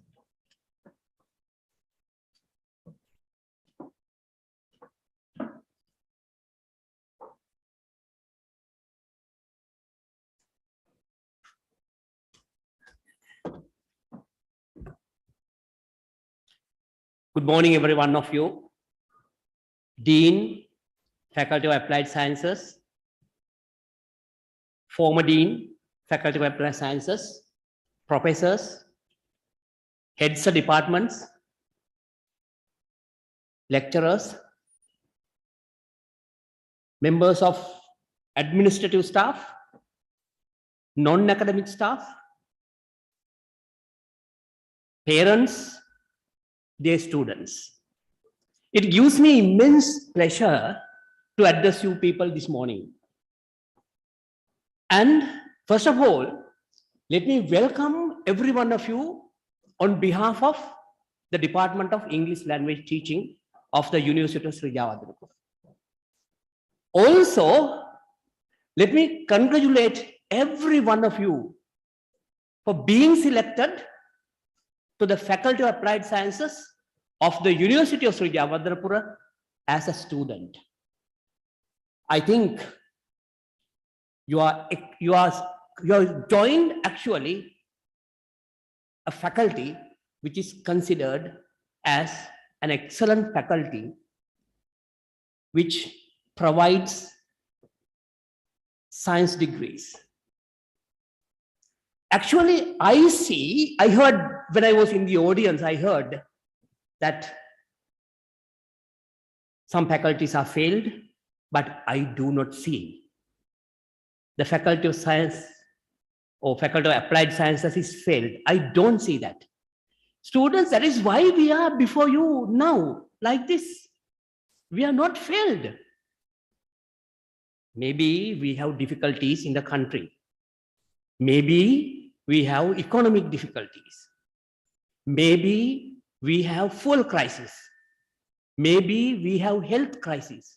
But those crises cannot stop you from learning. Those crises cannot stop teaching. With all the difficulties, we are teaching. With all the difficulties, you are learning.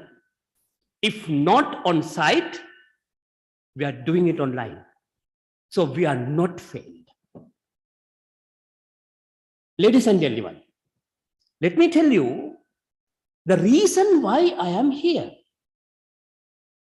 You have a department. The name of the department is Department of English Language Teaching. We are responsible for the development of your English language. I think by now, all the students who have done a science study program in your advanced level classes, schools, have this understanding that it is important to learn English. Because if you want to think about your future, it is this particular language that will take you on that journey. If you want to think about your higher education, it is this language that will be a vehicle for you to go on that journey. If you want to become somebody who can work either in the country or abroad, it is this language that will help you to go there. If you want to be a shining scientist in the world, it is this language that will take you there. If you want to change the world in the future, it is this language that will give you a support along with your science knowledge. I know you are going to be scientists in the future. We are there to give a kind of background by teaching you English language. Because you know how important a language is. And it's not only Sinhala, English, as one of our professors previously mentioned, even if you can learn Japanese and other languages, it's very fine. Because we are living in a global situation. Even though we are in a small country, Sri Lanka, we are in a global village. You are connected to that global village, especially with the help of languages. English is one such language. In your program, ladies and gentlemen, when you come as first years, usually, previously, we take you to the classrooms physically on site, and we introduce our teachers, the lecturers, and then they will talk to you. But now it's a different situation. But all those lecturers from our department, they are there. They will come to you online. As we are very positive, very soon you will be coming on site also, and they will be meeting you. They will be meeting you for a very serious deed. What is it? That is, for 3 major courses you have to do. In your first year, first semester, you have English for scientific communication, which is a very basic compulsory course. In fact, we are thinking of empowering you to just come out with your language. I know many of you have studied in the Sinhala medium in the school system. Now, gradually, you are turning to the learning of different subjects in English medium. So from our department, we are giving a kind of helping hand for you to have this shift. Therefore, the first course is English for scientific communication. The second course in the second semester is also important, which is a credit-bearing course. That is, you have, again, English for academic purposes, where we want you to develop your academic English gradually.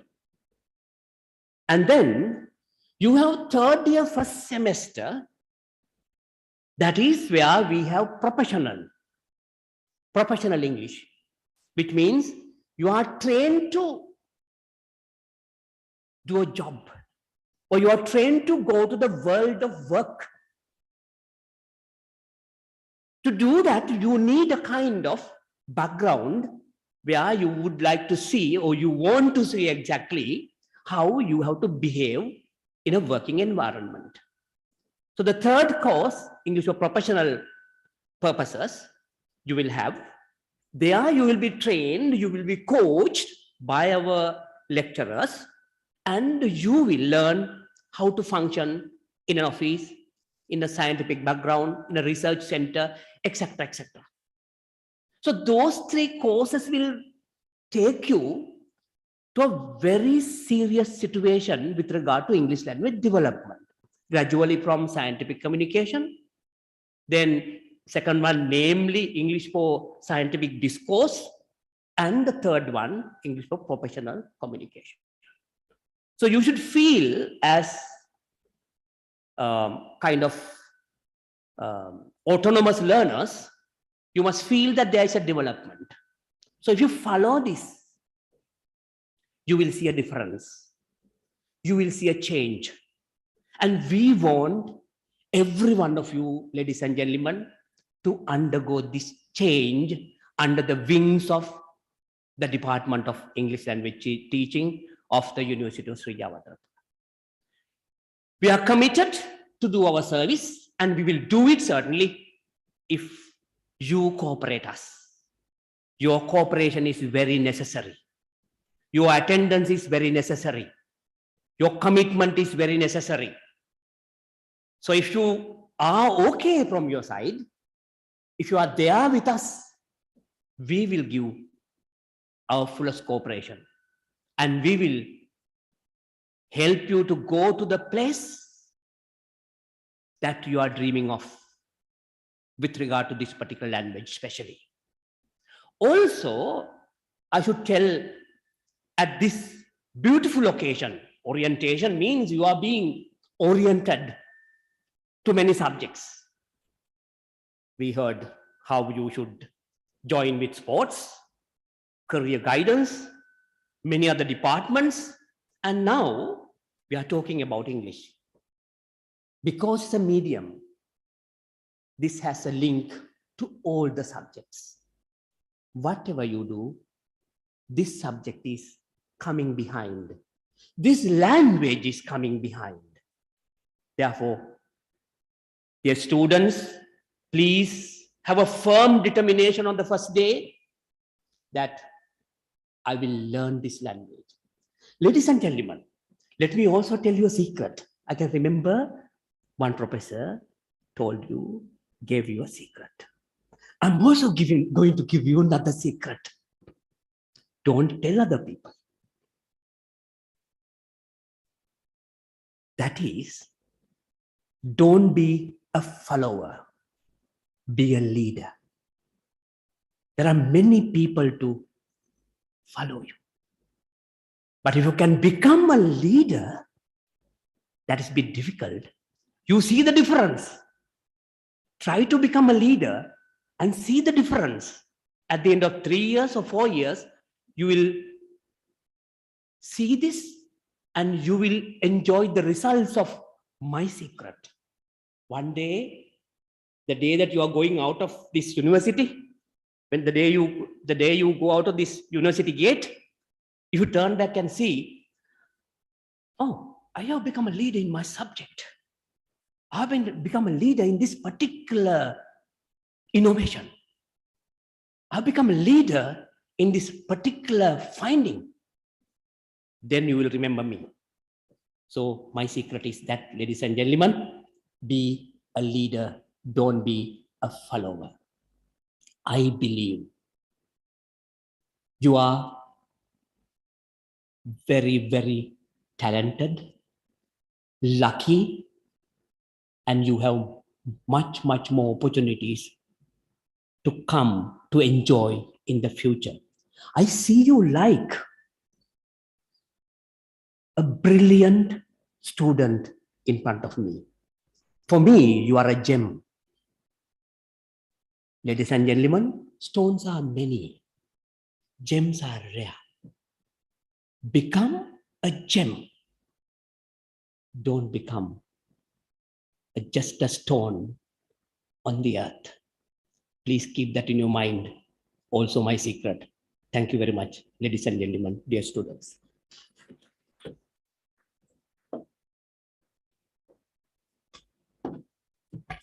Thank you very much, sir.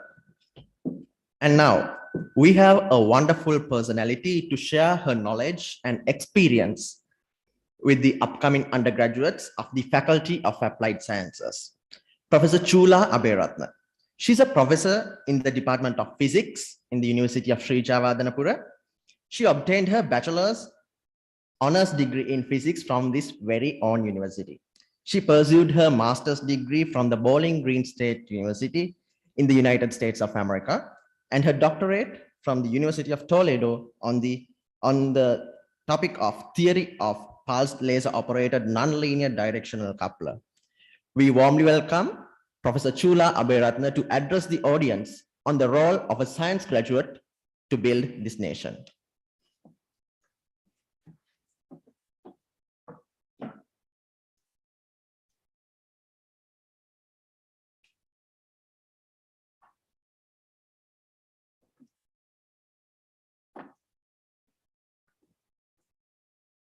වහාරික විද්‍යාපීඨාධිපති ඇතුළු මගේ සහෝදර ආචාර්යවරුන් අධ්‍යයන සහ අනධ්‍යයන කාර්ය මණ්ඩල සමාජිකයින් සහ නවක ශිෂ්‍ය ශිෂ්‍යාවන් අද දින අපේ විශ්වවිද්‍යාලයට එකතු වෙන හැමෝටම සුබ දවසක්.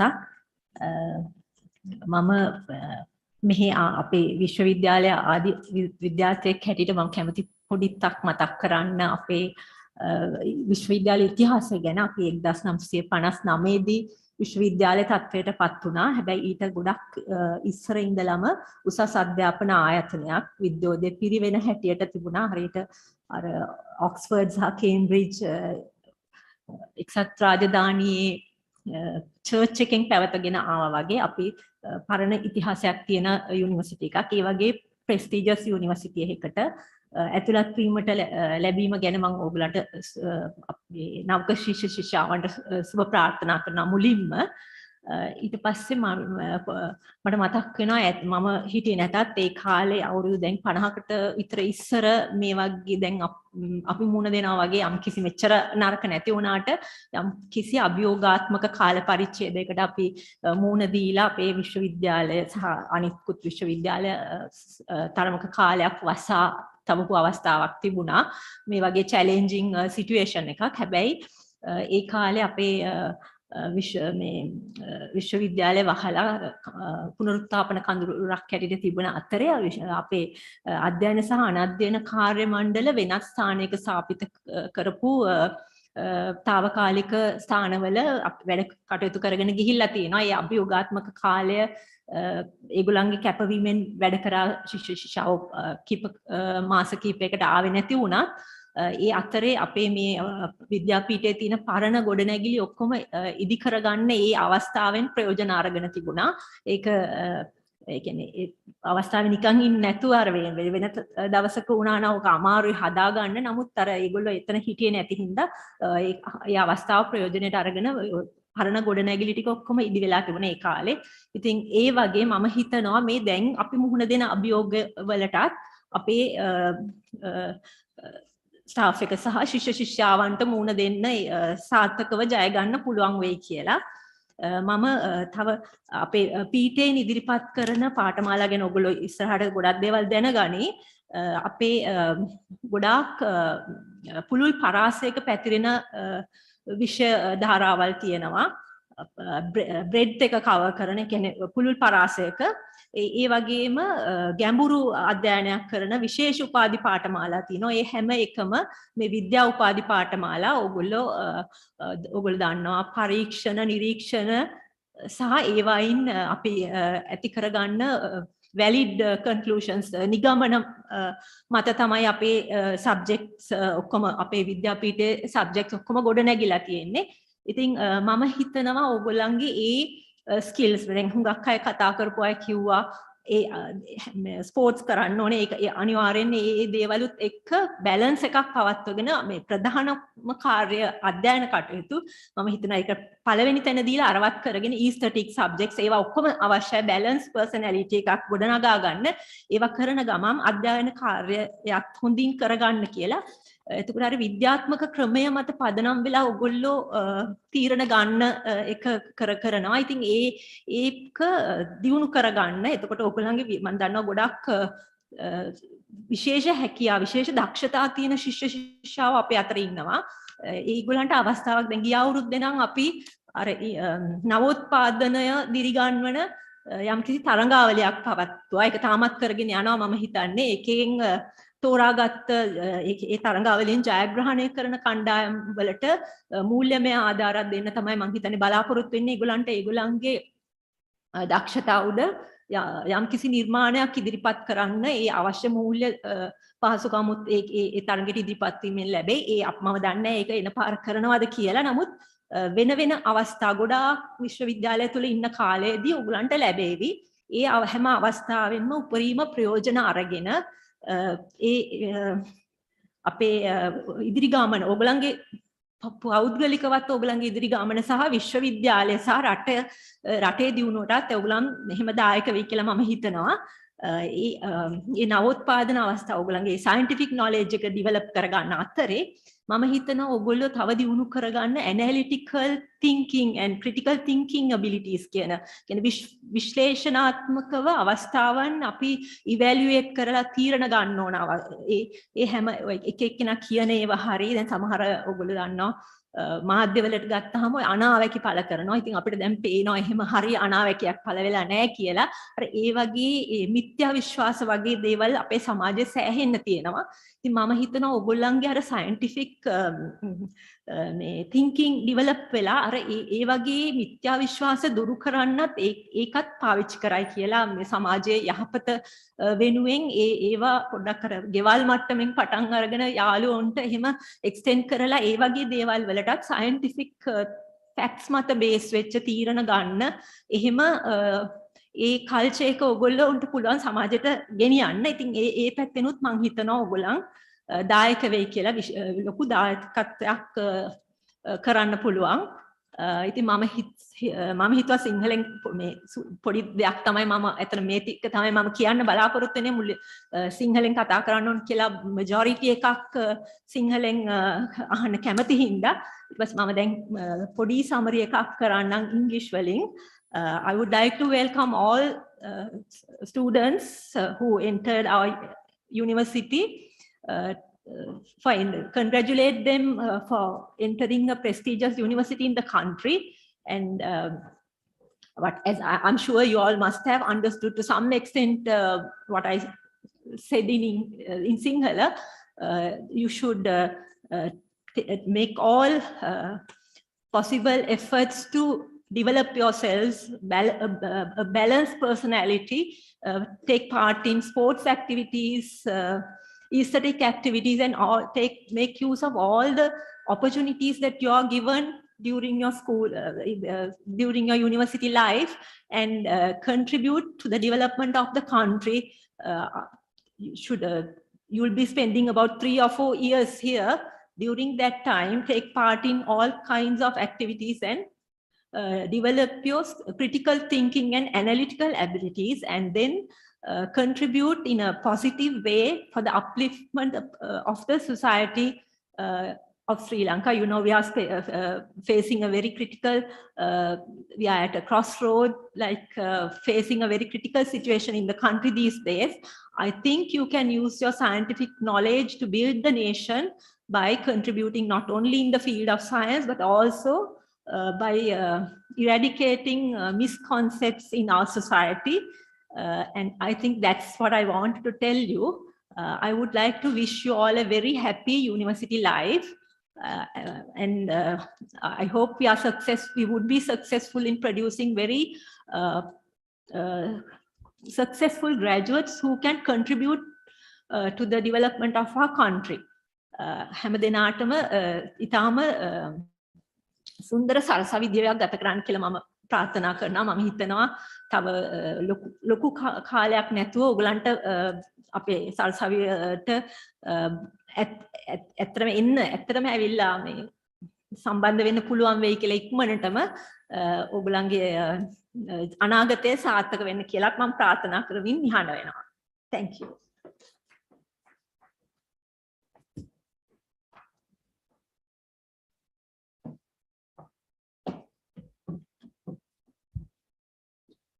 Thank you very much, Madam, for that wonderful speech. Next in agenda, we would like to invite the Senior Lecturer, Department of Sociology and Anthropology, Faculty of Humanities and Social Sciences of University of Sri Javadanapura, Mr. A.R.P. Chanaka Udayakumara, to share his thoughts.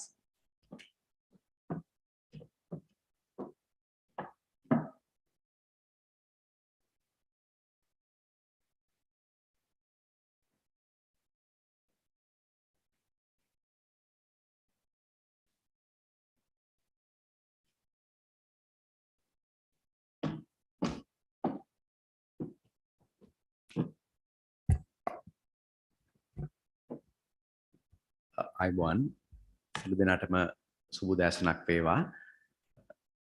අද දිනේ මේ විශේෂ අවස්ථාවට සම්බන්ධ වෙලා සිටින ව්‍යාහාරික විද්‍යාපීඨයේ පීඨාධිපති ඇතුළු සියලුම ජ්‍යෙෂ්ඨ මහාචාර්යවරුන් ඒ වගේම ජ්‍යෙෂ්ඨ කතිකාචාර්යවරුන් අංශ ප්‍රධානීන් ඇතුළු සියලුම ආචාර්ය මණ්ඩලයේ සමාජිකයින්ගෙනුත් අනධ්‍යයන කාර්ය මණ්ඩලයේ සියලුම සමාජිකයින්ට අවසරයි.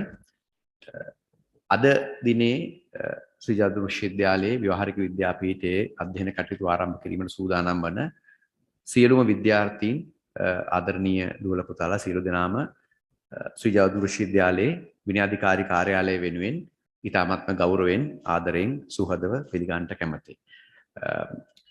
ශ්‍රී ජයවර්ධන විශ්වවිද්‍යාලය ශ්‍රී ලංකාවේ විශ්වවිද්‍යාල පද්ධතිය තුළ ඉතාමත්ම කීර්තිමත් විශ්වවිද්‍යාලයක්. ඒ වගේම ජාත්‍යන්තර වශයෙන් පිළිගැනීමට ලක් වුණු ඉතාමත්ම කීර්තිමත් අධ්‍යාපන ආයතනයක්.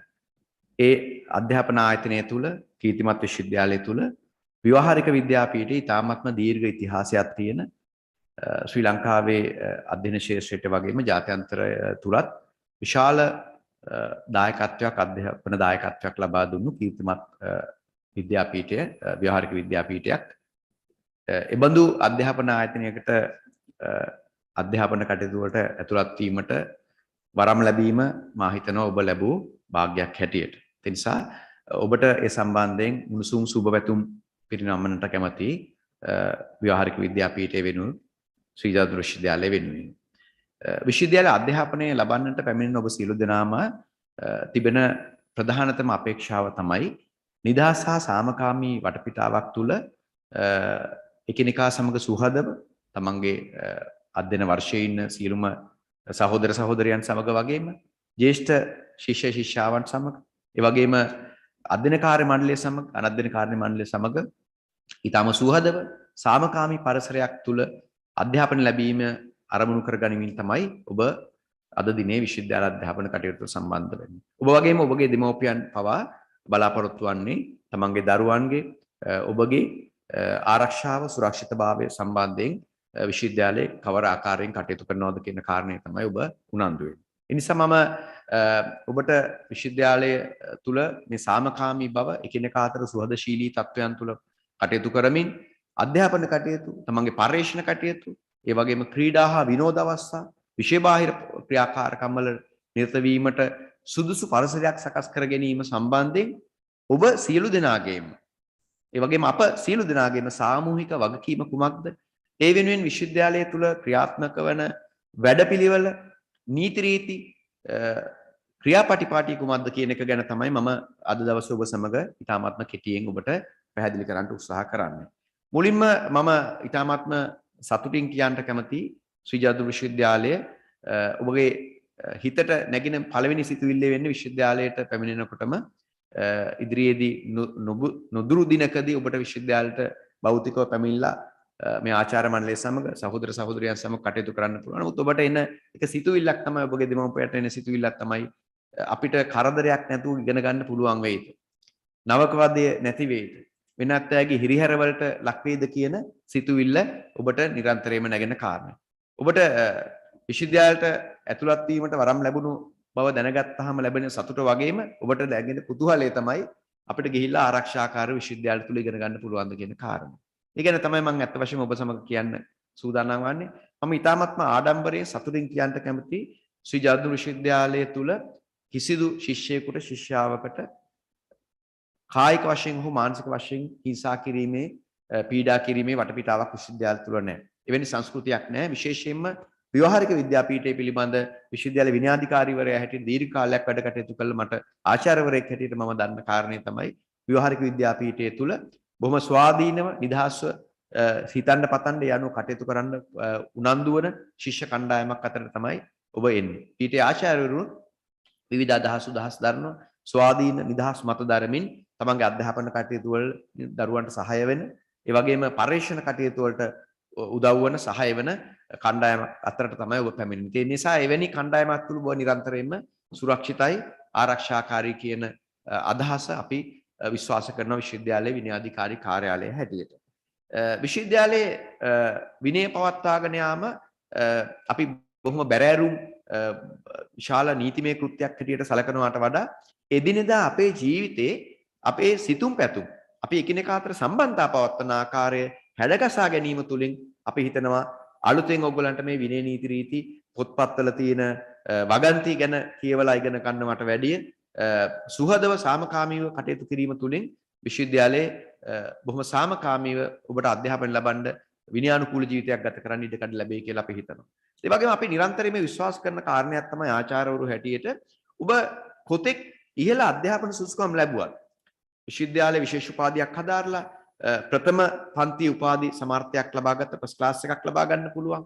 හැබැයි ඔබ වඩාත් කණ්ඩායම අතර විශ්වවිද්‍යාල පරිසරය තුල මහ ජනතාව අතර තමන්ගේ සහෝදර සහෝදරයන් අතර පිළිගැනීමට ගෞරවයට ලක් වෙන්නේ ඔබට ලැබෙන පන්ති සමාර්ථය හෝ ඔබ හදාරන විශේෂ උපාධි පාඨමාලා මත නොවේ. ඔබ කොතෙක් සුහදව එකිනෙකාට ගරු කරමින් අධ්‍යාපන කටයුතු නිරත වෙනවාද කියන කාරණේ මත. ඒ නිසා විශ්වවිද්‍යාලයේ වෙනුවෙන් මම ඔබෙන් ඉතාම ආදරයෙන් කාරුණික ඉල්ලා සිටිනවා විශ්වවිද්‍යාලයේ විවිධ පරිසර වලින් විවිධ අත්දැකීම් තියෙන විවිධ ජන වර්ග විවිධ ආගම් අදහන අය විවිධ සමාජ ආර්ථික මට්ටම් වල පසුවන අය තමයි විශ්වවිද්‍යාලයට දසදහස් ගාණක් විශ්වවිද්‍යාලයට ඇතුළත් වෙන්නේ. ඒ අයගේ අත්දැකීම් අවබෝධය එකිනෙකට වෙනස් වෙනවා. හැබැයි හැමතිස්සෙම ඔබ හිතන්නට ඕන මම හිතනවාට වඩා වෙනස් විදියට හිතන අය ඉන්නවා. ඒ අයට ඉන්න ඉඩක් තියෙනවා කියන එක. ඒ හින්දා ප්‍රථම වසර ශිෂ්‍යයෝ හැටියට මම ඉතාමත්ම ආදරයෙන් ඔබගෙන් කාරුණික ඉල්ලා සිටිනවා තමන්ගේ ජීවිතයේ අත්දැකීමක් කරගන්න අන්‍යයන්ට ඇහුම්කන් දෙන්න අන්‍යයන්ට ගරු කරන්න වෙනස් මත ඉවසන්න කටයුතු කරන්න. එහෙම වුණොත් අපිට මේ විනය නීති පොත්පත්වල තියෙන කාරණා අවශ්‍ය වෙන කන්නේ එකිනෙකා අතර සුහදව එකිනෙකා අතර සහයෝගයෙන් කටයුතු කරන්න කියන ඉල්ලීම මූලික වශයෙන් කරනවා. ඒ වගේම කිසිම අවස්ථාවකදී ඔබ විශ්වවිද්‍යාලයට නුදුරේම පැමිණුණු වහම කිසිදු අවස්ථාවකදී තවත් කෙනෙකු පීඩාවට අපහසුවට පත්වන ආකාරයෙන් කටයුතු කිරීමට උනන්දු වෙන්න එපා, ක්‍රියා කරන්න එපා. ඒ වගේම අනිත් අයට, අනිත් ශිෂ්‍යයන්ට ඔබගේ සහෝදර ඔබගේ අවුරුද්දේ ඉන්න ශිෂ්‍යයන්ට වෙන්නත් පුළුවන්. ඒ වගේම ජ්‍යෙෂ්ඨ ශිෂ්‍යයන්ට වෙන්න පුළුවන්. කිසි කෙනෙකුට අධ්‍යාපනය ලබා ගැනීමට තියෙන අයිතිය උල්ලංඝනය වෙන ආකාරයෙන් කිසිම අවස්ථාවක කටයුතු කරන්න එපා. ඔවුන්ගේ දේශන ශාලාවට යෑම බාධා වන ආකාරයෙන් කටයුතු කරන්න එපා. ඔවුන් අපහසයට පත්වන ආකාරයෙන්, ඔවුන් අපහසුවට පත්වන ආකාරයෙන් කිසිදු ආකාරයකින් කටයුතු කරන්න එපා. ඔවුන් වෙනස් මතයක් දරනවා කියන කාරණේම. කිසිදු ශිෂ්‍යයෙකුට කිසිම අයිතියක් නැහැ, නීති අනුකූල අයිතියකුත් නැහැ, සදාචාරමය වශයෙන් අයිතියකුත් නැහැ. තවත් කෙනෙක් අපහසුවට හෝ පීඩාවට පත්වන ආකාරයෙන් කටයුතු කරන්න. ඒ නිසා මෙන්න මේ කාරණේ මත පදනම් වෙලා තමයි විශ්වවිද්‍යාලයක විනය නීති ගොඩනැගිලා තියෙන්නේ. හැමතිස්සෙම විශ්වවිද්‍යාලයක විනය නීති අපි ක්‍රියාත්මක කරන්න උනන්දු වෙන්නේ, මේවා පවත්වාගෙන යාමට උනන්දු වෙන්නේ ඔබට නිදහසේ සාමකාමීව අධ්‍යාපනය ලබන්නට තියෙන අයිතිය තහවුරු කිරීමේ, ඒක සුරක්ෂිත කිරීමේ අරමුණෙන් තමයි විශ්වවිද්‍යාලය තුල විනය නීති තියෙන්නේ, ක්‍රියාත්මක වෙන්නේ. එහෙම නැත්නම් කිසිම ශිෂ්‍යයෙකුට හෝ ශිෂ්‍යාවකට දඬුවම් කිරීමේ අරමුණෙන් නෙවෙයි විශ්වවිද්‍යාලයක විනය නීති පවත්වාගෙන යන්නේ. ඔබ දන්නවා ඔබගේ පවුලේ ගෙදර හිටියත් පාසල් පරිසරය තුලත් ඔබ වෙනත් යම්සි කාර්යයක නිරත වෙලා ඉන්නෝ නම් විශ්වවිද්‍යාලයට පැමිණීමට පෙර ඔබ සියලු දෙනාම දන්න, ඉතාම හොඳින් දන්න කාරණයක් තමයි අපිට ප්‍රජාවක් අතරේ, කණ්ඩායමක් අතරේ, ගෲප් එකක් අතරේ කැමැති විදිහට රිසි විදිහට කටයුතු කරන්න පුළුවන් කමක් නැහැ. කිසිම අවස්ථාවක සමූහයක් අතර Tamanට සිතෙහි පරිදි කටයුතු කරන්න පුළුවන් කමක් නැහැ. මොකද ඒ ක්‍රියා කිරීමේ ප්‍රතිඵලයක් හැටියට අනිත් අය අපහසුට පීඩාවටපත් වෙන්නත් පුළුවන්. ඒ නිසා කරුණාකරලා ඔබගේ ඊටාම ගෞරවයෙන් සහ ආදරණීයව ඉල්ලා සිටිනවා විශ්වවිද්‍යාලයට පැමිණු වහාම විශ්වවිද්‍යාලයට පැමිණීමට පෙරත් යම් සිදුවීම් සිද්ධ වෙන්නට පුළුවන්. දැන් ඔබ විශ්වවිද්‍යාලයට පැමිණීමට පෙර ඔබව යම් ගෲප් සරා ඔන්ලයින් ගෲප් සරා සමහර තමන්ගේ මත ඉදිරිපත් කරන්න පුළුවන් සමහර වැඩිහිටි ශිෂ්‍යයෝ ඔබ සමග අදහස් උමාරු කරගන්නට උනන්දු වෙන්නට පුළුවන්. හැබැයි ඔබ ස්වාධීන අපක්ෂපාතී පුද්ගලයෙක් හැටියට හැම විටම කටයුතු කරන්න, ඔබට හොඳ පෞරුෂයක් ගොඩනගා ගන්න, හරි දේ වැරදි දේ මොකක්ද කියලා තෝරගෙන නිවැරදි දේ නිවැරදි අවස්ථාවේදී කටයුතු කරන්න. වැරදි දෙයක් කරන්න කවුරු හරි කතා කරනවා නම් එයට ඔබ පොළඹවනවා නම්, ඒට අනුබල දෙනවා නම් කරුණාකරලා ඊටාම හොඳින් හිතලා බලන්න ඒ ක්‍රියාවේ ප්‍රතිඵලයක් හැටියට තව කෙනෙකු අපහසුවටපත් වෙනවද, පීඩාවටපත් වෙනවද කියලා හිතලා බලන්න. ඒ වගේ මේ ක්‍රියාවේ ප්‍රතිඵලයක් හැටියට තවත් කෙනෙකුට අධ්‍යාපනය ලබන්න තියෙන බාධාවක් ඇති වෙනවද? දේශන ශාලාවලට යන්නට බාධාවක් ඇති වෙනවද? නිවාසික ආගාරය තුල කටයුතු කරන්න බාධාවක් ඇති වෙනවද? විශ්වවිද්‍යාලයේ එහා මෙහා යන්නට තියෙන කටයුතු වලදී බාධාවක් ඇති වෙනවද? ඔබගේ ලැබ් එකකදී කරන ටෙස්ට් එකකදී, පරීක්ෂණාගාරයකදී යම්කිසි කෙනෙකුට ඔබගේ ක්‍රියාකලාප නිසා බාධාවක් ඇති වෙනවද කියන කාරණය ඉතා හොඳින් මනමින් සිහිපත් කරගන්න. ඔබට විශේෂ දෙයක් නෙමෙයි මේක. ඔබ පාසලේදීත් විනයානුකූලව කටයුතු කරපු ශිෂ්‍යයෝ. විනයානුකූලව කටයුතු කිරීම කියලා කියන්නේ බියවුලුකමක්වත් එහෙම නැත්නම් තමන්ගේ තියෙන දුර්වල පෞරුෂයක් නිසාවත්. ඊටාම හොඳ යහපත් පෞරුෂයක් තියෙන එඩිතර මිනිසෙක් තමයි නිතරම තමන්ගේ සමූහය තුල විනයානුකූලව කටයුතු කරන්න උත්සාහ කරන්නේ. ඒ නිසා විශ්වවිද්‍යාලයේ විනය පවත්වාගෙන යාම සම්බන්ධයෙන් වන නීතිමාලාවක් තිබෙනවා, වැඩපිළිවෙලක් තිබෙනවා. විශ්වවිද්‍යාලයට ආවහම ඔබ සියලු දෙනාම වැඩිහිටියෝ හැටියට තමයි එන්නේ. ඔබ ශිෂ්‍යයෝ වුණත් ඔබ වැඩිහිටියෝ. ඔබට ඊටාම පාසලේදී හෝ නිවසේදී තිබුණාට වඩා විශාල නිදහසක් භුක්ති විඳින්න ලැබෙනවා. ඒ නිදහස නිසාම විනාශ වුණු අය අපි දැකලා තියෙනවා අපේ විශ්වවිද්‍යාල අධ්‍යයන කටයුතු වල නිරත වෙනකොට අපේ මේ ආචාර්යවරු සියලු දෙනාම ඊටාම දීර්ඝ කාලයක් අත්දැකීම් තියෙන ආචාර්යවරු මේ මහාචාර්යවරු ඔවුන් දැකලා තියෙනවා මේ නිදහස නිසාම විනාශ වුණු ඇතම් ශිෂ්‍යෝ අපේ විශ්වවිද්‍යාල විතරක් නෙවෙයි වෙනත් විශ්වවිද්‍යාලවලත් ලංකාවේ ඉන්නවා. ඒ නිසා කරුණාකරලා මේ නිදහස අයුතු ලෙස භුක්ති විඳින්නට එපා. හිතුවක්කාර මුරණ්ඩු විදිහට වැඩ කරන්න එපා. ආචාර්යවරු සමග තම සහයෝගයෙන් කටයුතු කරන්න.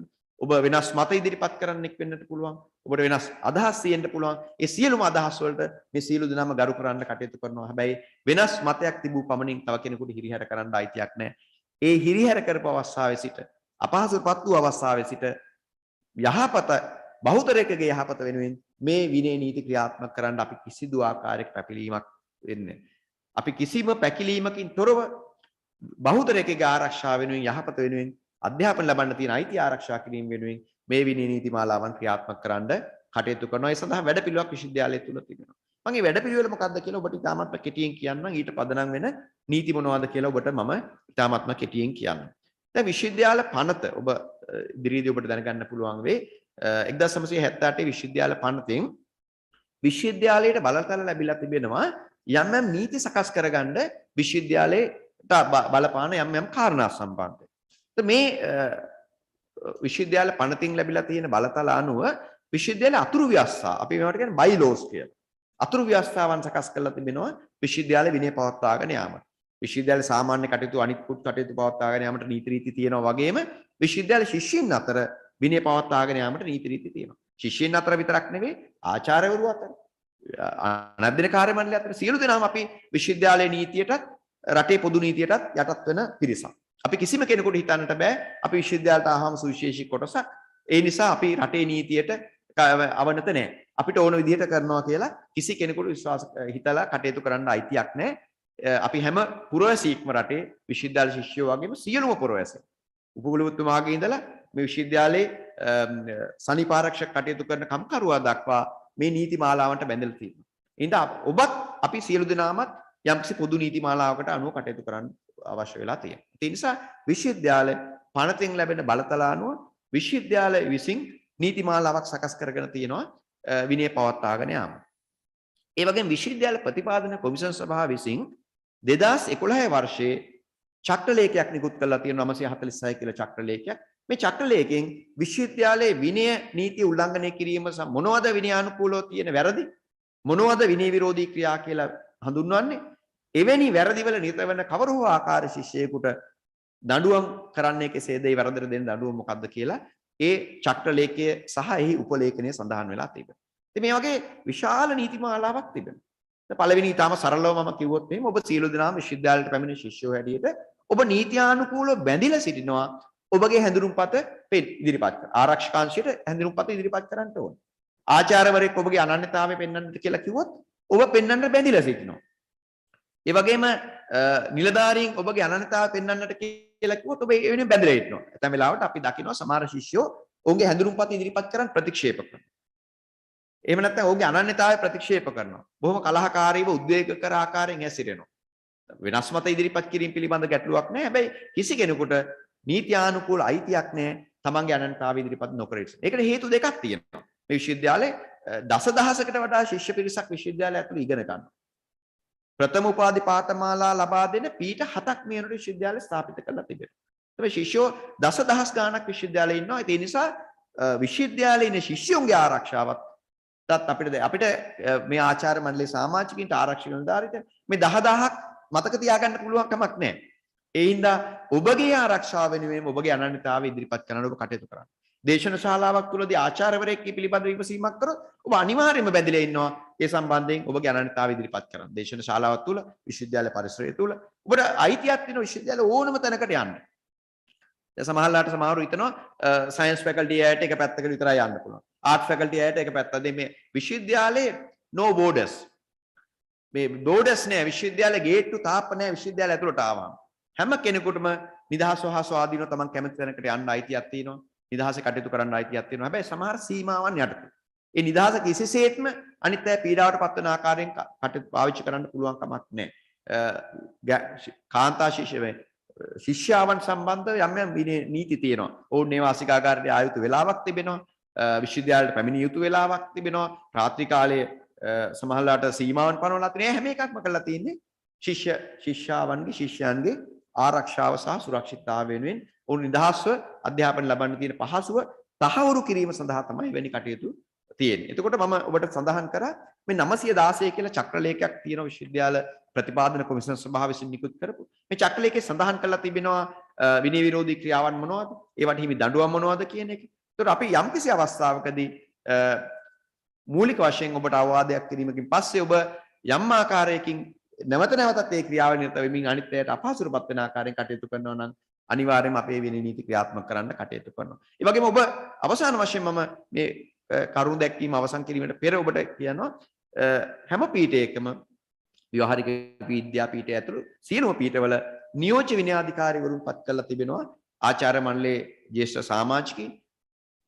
ඒ සමාජිකින්ට ඔබට යම්සි පීඩාවක් අපහසුාවක් තිබෙනවා නම් මේ අධ්‍යාපන කටයුතු නිරත වන ආකාරය කවුරු හරි අපහසුතාවපත් වෙන ආකාරයෙන් කටයුතු කරන කරුණා කළා ඒ පිළිබඳ ඒ අය දැනුවත් කරන්න. කිසිම අවස්ථාවකදී ඔබට යම්සි පීඩාවක් හිංසාවක් වෙනවා නම් ඒක නොකියා ඉන්න එපා. ඒක නොසලකා හරින්න එපා.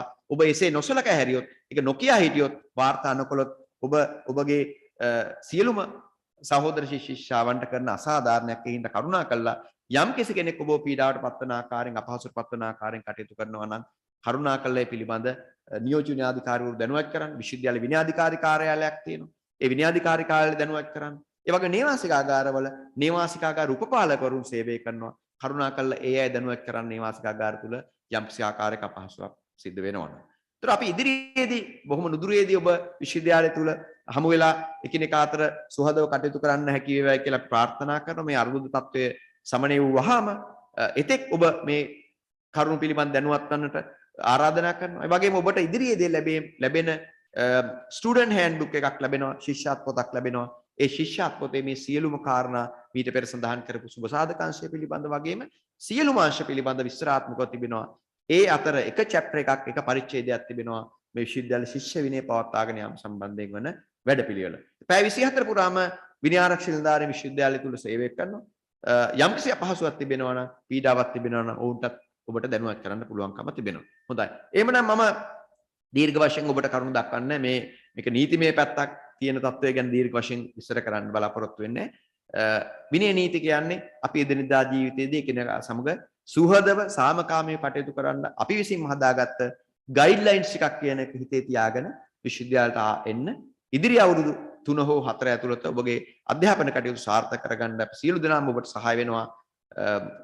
මගේ එකම ප්‍රාර්ථනය තමයි විනයාධිකාරී කාර්යාලය තුල විනය පරීක්ෂණයකදී මේ අවුරුදු 3 හෝ 4 ඇතුළත මුණ නොගැසේවා කියලා ප්‍රාර්ථනා කරමින් ඔබ සියලු දෙනාටම සුභාශිංසන පළ කරනවා මේ ව්‍යවහාරික විද්‍යා පීඨයට පැමිණලා ඔබගේ අධ්‍යාපන කටයුතු ආරම්භ කිරීම වෙනුවෙන්. බොහොම ස්තුතියි සියලු දෙනාට.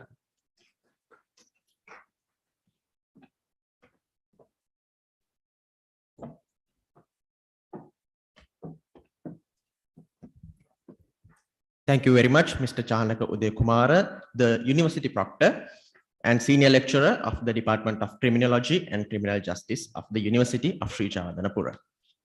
Moving on, we cordially invite Dr. Pumi Pereira, Coordinator, Faculty of Applied Sciences of University of Sri Chavadhanapura, to provide an introduction to the Aesthetics Appreciation Program.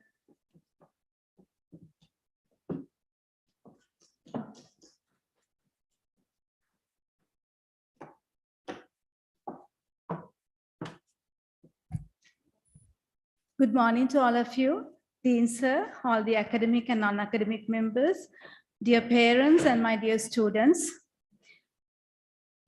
I would like to warmly welcome you to the University of Sri Chavadhanapura Faculty of Applied Sciences. As you all know, only a very few students are fortunate enough to join to a national university like University of Sri Chavadhanapura, and you are one of them. So you are going to spend a very few years of your precious young age inside a university like University of Sri Chavadhanapura, and during your the stay inside the university, it is much better if you could get a chance of developing your socio-emotional skills and soft skills. As many of the speakers has mentioned, it is better for you all to enhance your soft skills and socio-emotional skills during the stay inside this university. So by understanding that with the intention of developing those skills, the Faculty of Applied Sciences has developed a program course, Aesthetics Appreciation Program, and this was funded by the World Bank, a head project, and I must say we have got down the support from the University Cultural Center. So let me now introduce the program to you. I'm going to be the lecturer in charge of that program, and this is an on-credit bearing course, and we will be conducting a series of workshops, and the lectures or else the workshops will be conducted by experts in the fields of literature, cinema, dancing, drama, art, and music. It sounds very much interesting, I hope. And this year we are fortunate enough to have very much eminent and very famous scholars and artists to conduct these sessions, children. So you might be knowing that we have demarcated you all into 19 mentoring groups. And for the aesthetics appreciation program, we are going to consider those groups as the aesthetic appreciation groups also.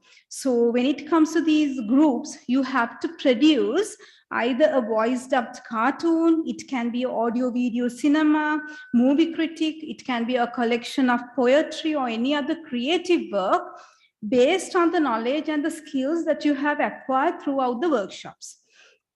So finally, what we are going to do is we are going to evaluate your group projects or else the group activities with the use of a panel of lecturers, and we are going to offer you a certificate. It's going to be a valuable certificate for you all, basically based on the participation for the workshops as well as for your active participation for the group work. And due to the current circumstances in the economy as well as in the environment, we are going to handle all the sessions in online mode. And I request you all to develop your group projects to submit via online mode. So I will discuss about the assessment methodologies and all the other information relevant to this aesthetic appreciation program later on 7th July, because now it's not the time, you might be so tired. So I will be discussing these on 7th July once we meet for our first workshop on aesthetic appreciation program. So before winding up, before concluding my speech, I would like to thank all the lecturers, including Dr. Mihiri Wanyarachi, for the immense support provided to make this program a success. And we are eagerly looking forward to see you all physically inside the university, students. I wish you all the very best for your future. Thank you so much.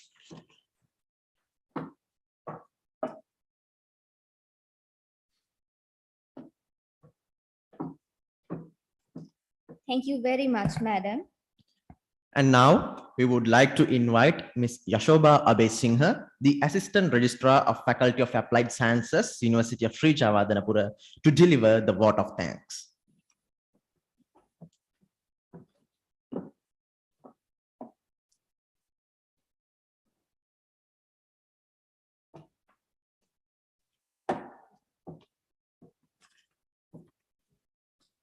Dean, Faculty of Applied Sciences, Professor Subasinghe, our most valued invited guest, head of the departments, all academic staff members, non-academic staff members, newly registered students and their parents. It is my privilege to propose a vote of thanks on this occasion. Once an American inspirational writer, William Ortherwood, said, "Feeling gratitude and not expressing is like wrapping a present and not giving it." Therefore, today I take this opportunity to put all my gratefulness in the form of words. First and foremost, I express our gratitude to the Vice Chancellor, University of Sri Javadanapura, Senior Professor Sudhantha Liyanage sir, who has spared his precious time for gracing this occasion. I extended sincere thanks to Dean of the Faculty of Applied Sciences, Professor Subasinghe, for being our backbone in this endeavor and constantly motivating and inspiring us to make this event a success. I take this opportunity to thank Senior Professor Surangi G. Ashawardana, Dean Faculty of Dental, Senior Professor Pradeep Jayawardena, Dean Faculty of Urban and Aquatic Bioresources, for their esteemed presence on this occasion. I'm deeply thankful to Registrar, Bursa, and all the other administrative staff members of the university for their contribution given in many ways. A warm thanks goes to all the guest speakers, Mr. A.R.P. Chanaku Dekumara, University Proctor, Senior Lecturer, Department of Sociology and Anthropology, Senior Professor Nelum Deshapriya, Department of Botany, Dr. Mrs. Sagari De Silva, Chief Medical Officer of the University, Professor Sudat Manjula Amarasena, Director, Career Guidance Unit, Ms. Nishanti Vidanage, Director, Physical Education, Dr. Chitrak Vikramarachi, Senior Lecturer, Department of Statistics, Mrs. Sarat Ananda, Head, Department of English Language Teaching, Professor Chula Aberatna, Department of Physics, Dr. Piyumi Pereira, Senior Lecturer, Department of Sports Sciences, for their presence and valuable speeches throughout this program. I'm very much thankful to all the academic staff members of the faculty for their Faculty of Applied Sciences for their dedicated support and presence physically and online. Behind every successful program lies the manifold attempts of our committed staff. I would like to acknowledge the immense contribution of our orientation committee headed by Dr. Tilak Chandratilaka. There's no doubt that the contribution of the orientation committee made this event a great success. Therefore, please accept our gratitude and sincere thanks. Our thanks are extended to the official media team of the University of Sri Jayawardenepura, headed by Professor Hiran Amarasekara. I would also like to thank non-academic staff members of the faculty for their immense support. On behalf of the Faculty of Applied Sciences, I am thankful to Mr. Gayara Digambada and Mr. Achen Saranguheva for hosting the event. Finally, I thank the young students who are eagerly waiting to join with us and their parents for their presence. Once again, I thank all for your cordial cooperation. Thank you very much.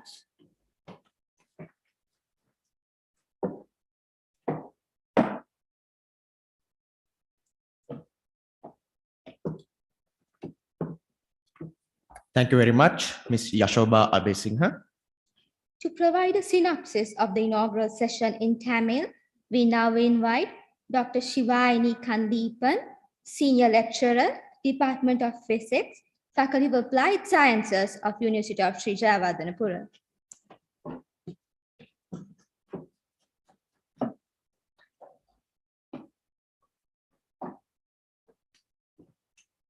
So good afternoon to all of you. So I take this opportunity to briefly summarize the orientation event in Tamil. So வணக்கம் எல்லோருக்கும். இன்று இப்பல்கலைக்கழகத்துக்கு புதுமுக மாணவர்களாக இணைந்திருக்கும் உங்கள் அனைவருக்கும் வருக வருகன நாம் உங்களை வரவேற்கிறோம். இது மிக வழியினாக நடக்கிற ஒரு ஓரியன்டேஷன் ப்ரோக்ராம். ஆனால் நாங்கள் 7 மாணவருக்கு உங்களை நேரடியாக சந்திக்க முயற்சி செய்கிறோம். மங்கள விளக்கேற்றலுடன் ஆரம்பித்த நிகழ்வை தொடர்ந்து நமது பீடத்தின் பீடாதிபதி பேராசிரியர் உப்புல் சுபசிங்க அவர்கள் வரவேற்புரை நிகழ்த்தினார். இதில் அவர் எமது பல்கலைக்கழகமானது 3வது பழமை வாய்ந்த பல்கலைக்கழகம் என்பதையும் நாட்டில் உள்ள மிகப்பெரிய பல்கலைக்கழகம் என்பதையும் தெரிவித்தார். அதனைத் தொடர்ந்து எமது பிரியோ விஞ்ஞான பீடத்தை பற்றிய ஒரு சிறிய காணொலியை நீங்கள் கண்டு கழித்தீர்கள். இதனைத் தொடர்ந்து ஸ்ரீ ஜவஹர்லால் பல்கலைக்கழகத்தின் உபவேந்தர் சிரேஷ்ட பேராசிரியர் சுதந்திர லியனகி அவர்களின் உரை இடம்பெற்றது.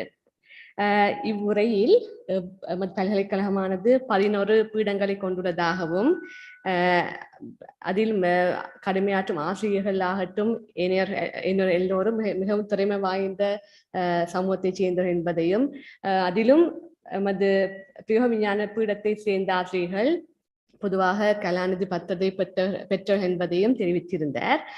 இதில் நீங்கள் பீடத்தில் இணைவதையட்டு மிகவும் பெருமையாக கொள்ள வேண்டும். உபவேந்திர உரை தொடர்ந்து எமது பல்கலைக்கழகத்தின் பதிவாளர் திரு வெறுவித் அவர்கள் சிற்றுரையை ஆற்றினார். இவரின் உரையை தொடர்ந்து சிரேஷ்ட பேராசிரியர் நெலும் தேசப்பிரியா அவர்கள் எவ்வாறு ஒரு பல்கலைக்கழக பட்டதாரி சமுதாயத்தின் முன்னேற்றத்துக்கு பங்களிக்க வேண்டும் எனும் தலைப்பில் ஒரு சிற்றுரையை ஆற்றினார். பல்கலைக்கழக வாழ்க்கை என்பது தனியே படிப்போடு மட்டும் நின்று விடாது, ஏனைய கல்விசாரா தகமைகளையும் வளர்க்கும் தளமாக அமையும். எனவே நீங்கள் எல்லோரும் இந்த 3 அல்லது 4 வருடங்களை முடிந்த அளவில் பிரயோசமுள்ளதாகவும் உங்கள் முழு திறமைகளையும் வெளிப்படுத்தும் விதமாகவும் முக்கியமாக ஆளுமைகளை வளர்த்தெடுக்கும் ஒரு தளமாக மாற்றிக்கொள்ள வேண்டும். இதற்கு நீங்கள் நிச்சயமாக கடுமையாக உழைக்க வேண்டும். சிறப்புரையை தொடர்ந்து பிரதான வைத்திய நிபுணர் வைத்திய கலாநிதி திருமதி சாகர டிசில்வா அவர்களும் தொழில் வழிகாட்டல் பிரிவின் அதாவது கரியர் கைடன்ஸ் யூனிட் பணிப்பாளர் பேராசிரியர் சுதத் மஞ்சுள் அமர்சேன அவர்களும் உடற்கலை கல்வியின் அதாவது பிசிக்கல் எஜுகேஷன் யூனிட்டின் பணிப்பாளர் நிஷாந்தி விதானகி அவர்களும் ஸ்ரீஜானபுர பல்கலைக்கழகத்தில் உள்ள சுகாதார சேவைகள், தொழில் தேர்ந்தெடுத்தல் தொடர்பான அறிவுரைகள் மற்றும் உடற்கலைகள் பற்றிய விவரங்களை தெரிவித்தனர். இதில் உங்களுக்கு எதுவும் சந்தேகங்கள் அல்லது பிரச்சனை இருந்தால் நீங்கள் நிச்சயமாக அவர்களை நாடலாம். இதனைத் தொடர்ந்து ஓரியன்டேஷன் நிகழ்ச்சியை பற்றிய ஒரு அறிமுக உரையை கலாநிதி சித்ரக விக்ரமராஜ் அவர்கள் வழங்கினர். இக்கற்கையினரின் ஆரம்பத்தில் உங்களுக்கு எல்லோரும் தெரியும், ஒரு ஆங்கில பாடநெறி நடைபெறும்.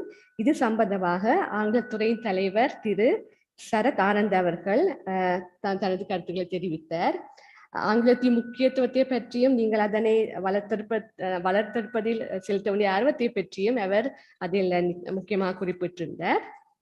இவர்களின் உரையை தொடர்ந்து பேராசிரியர் சூலா அபேரட்ன அவர்கள் நாட்டை கட்டியெழுப்புவதில் ஒரு விஞ்ஞான பட்டதாரியின் பங்களிப்பு என்ற தலைப்பில் ஒரு சிறப்புரையை நிகழ்த்தினார்.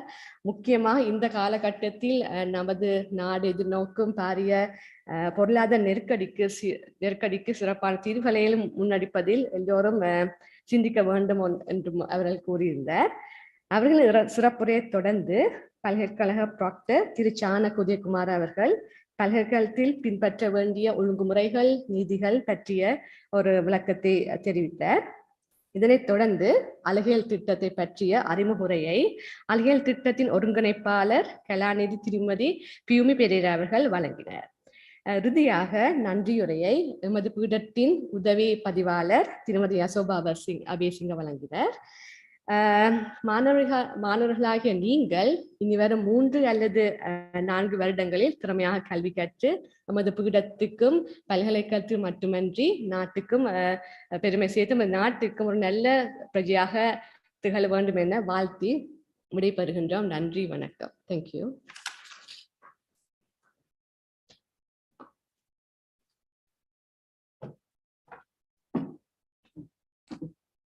Thank you very much, madam. With that, we have reached the end of the ceremony. We are very thankful for everyone who is present here today to make this event a successful.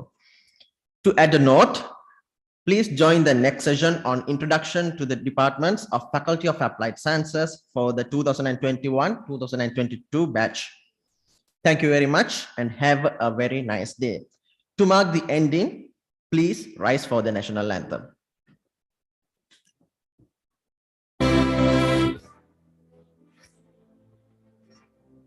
Sri Lanka Mata, Upper Sri Lanka, Namo Namo Namo Namo Mata.